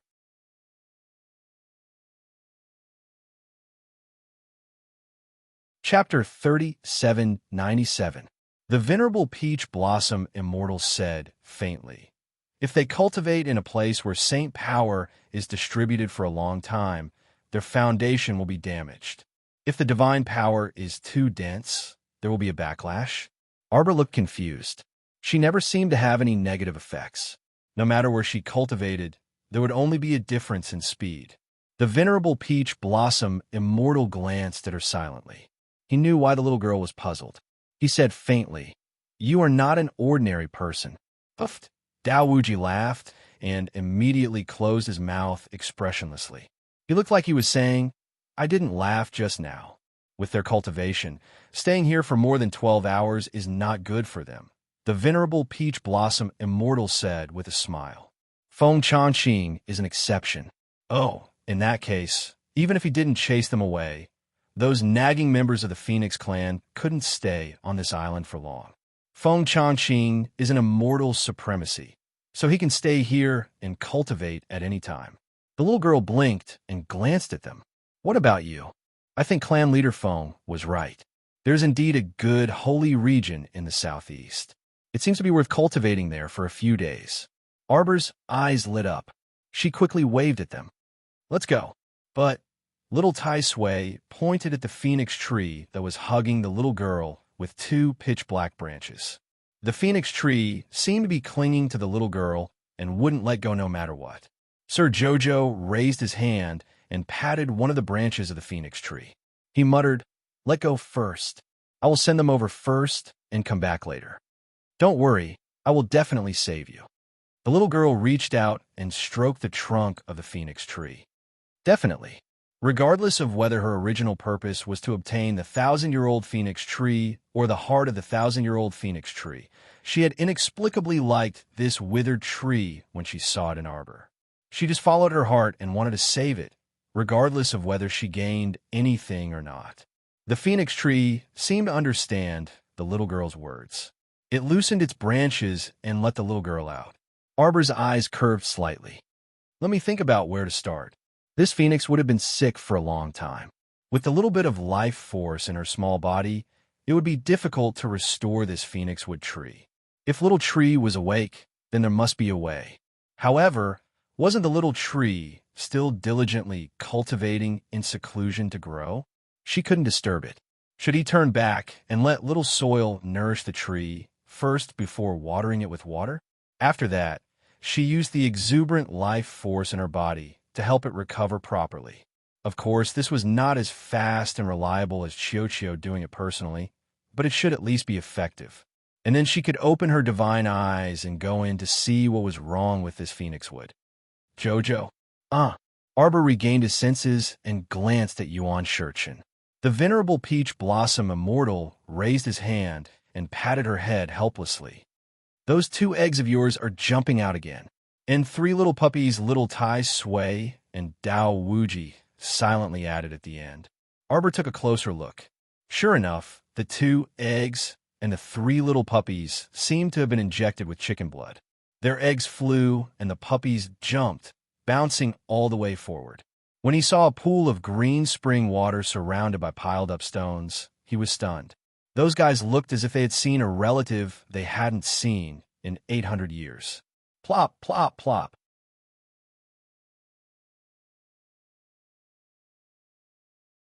Chapter 3798.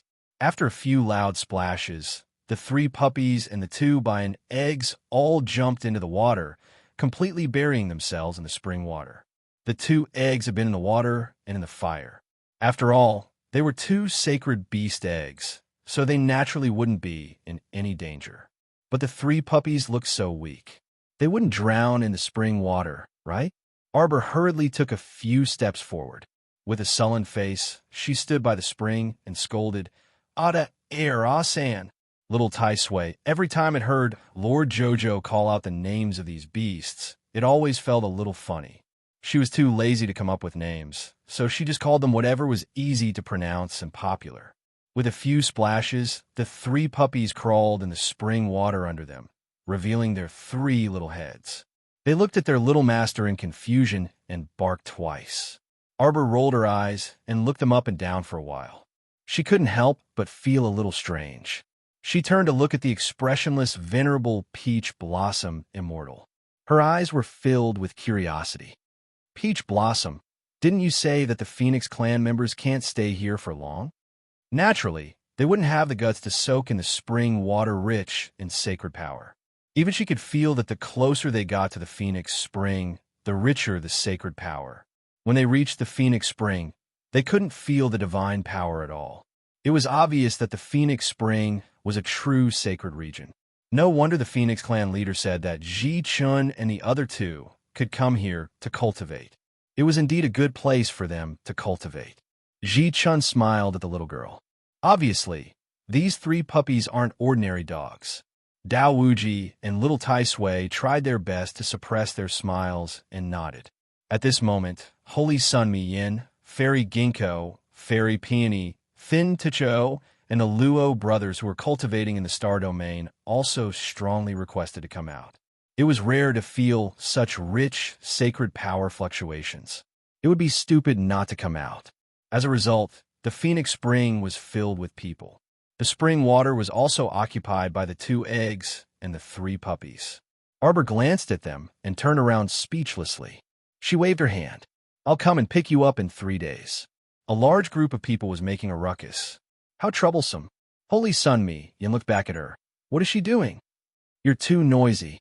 "Of course," Everlasting Blade answered him. Holy Sun Mi Yin turned to look at him in confusion. "I haven't said a word since I came out." Little Tai Sui made a hand gesture and expressionlessly said, "Now that so many of you have come out, even the air has become somewhat thinner. This is how noisy it is." Everyone was speechless. Is it our fault? Just how much did Jojo despise him? After the little girl made arrangements for He-chun and the others, she no longer cared about how they were cultivating. He hopped back to the phoenix tree. As soon as he stepped into the range of the phoenix tree, he could clearly feel the tree's joyous aura. It seemed like this withered tree also welcomed her very much. She was a young lady who had connections with trees. Lord Jojo secretly showed off. He reached out to summon Little Water and Little Earth and gave them a few instructions. Little Earth Lump ran forward with its 2 short legs and drilled into the roots of the phoenix tree. Its voice came from below the roots. Master Silver, the roots of this phoenix tree are buried very, very deep. I have to go down and take a look to find the source. Otherwise, I won't be able to see clearly."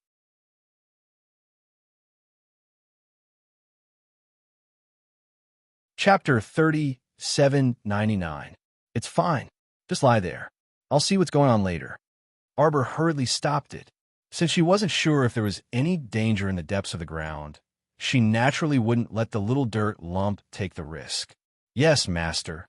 The little dirt lump answered obediently. Arbor asked Lord Sacred Water to release some water to nourish the phoenix wood. Then, she instructed the two little ones, wait a moment. I need to use my divine sense to check the specific situation of this phoenix wood. Don't move until I tell you to. Oh. The two little ones responded obediently again. Arbor then sat down cross-legged and focused her mind.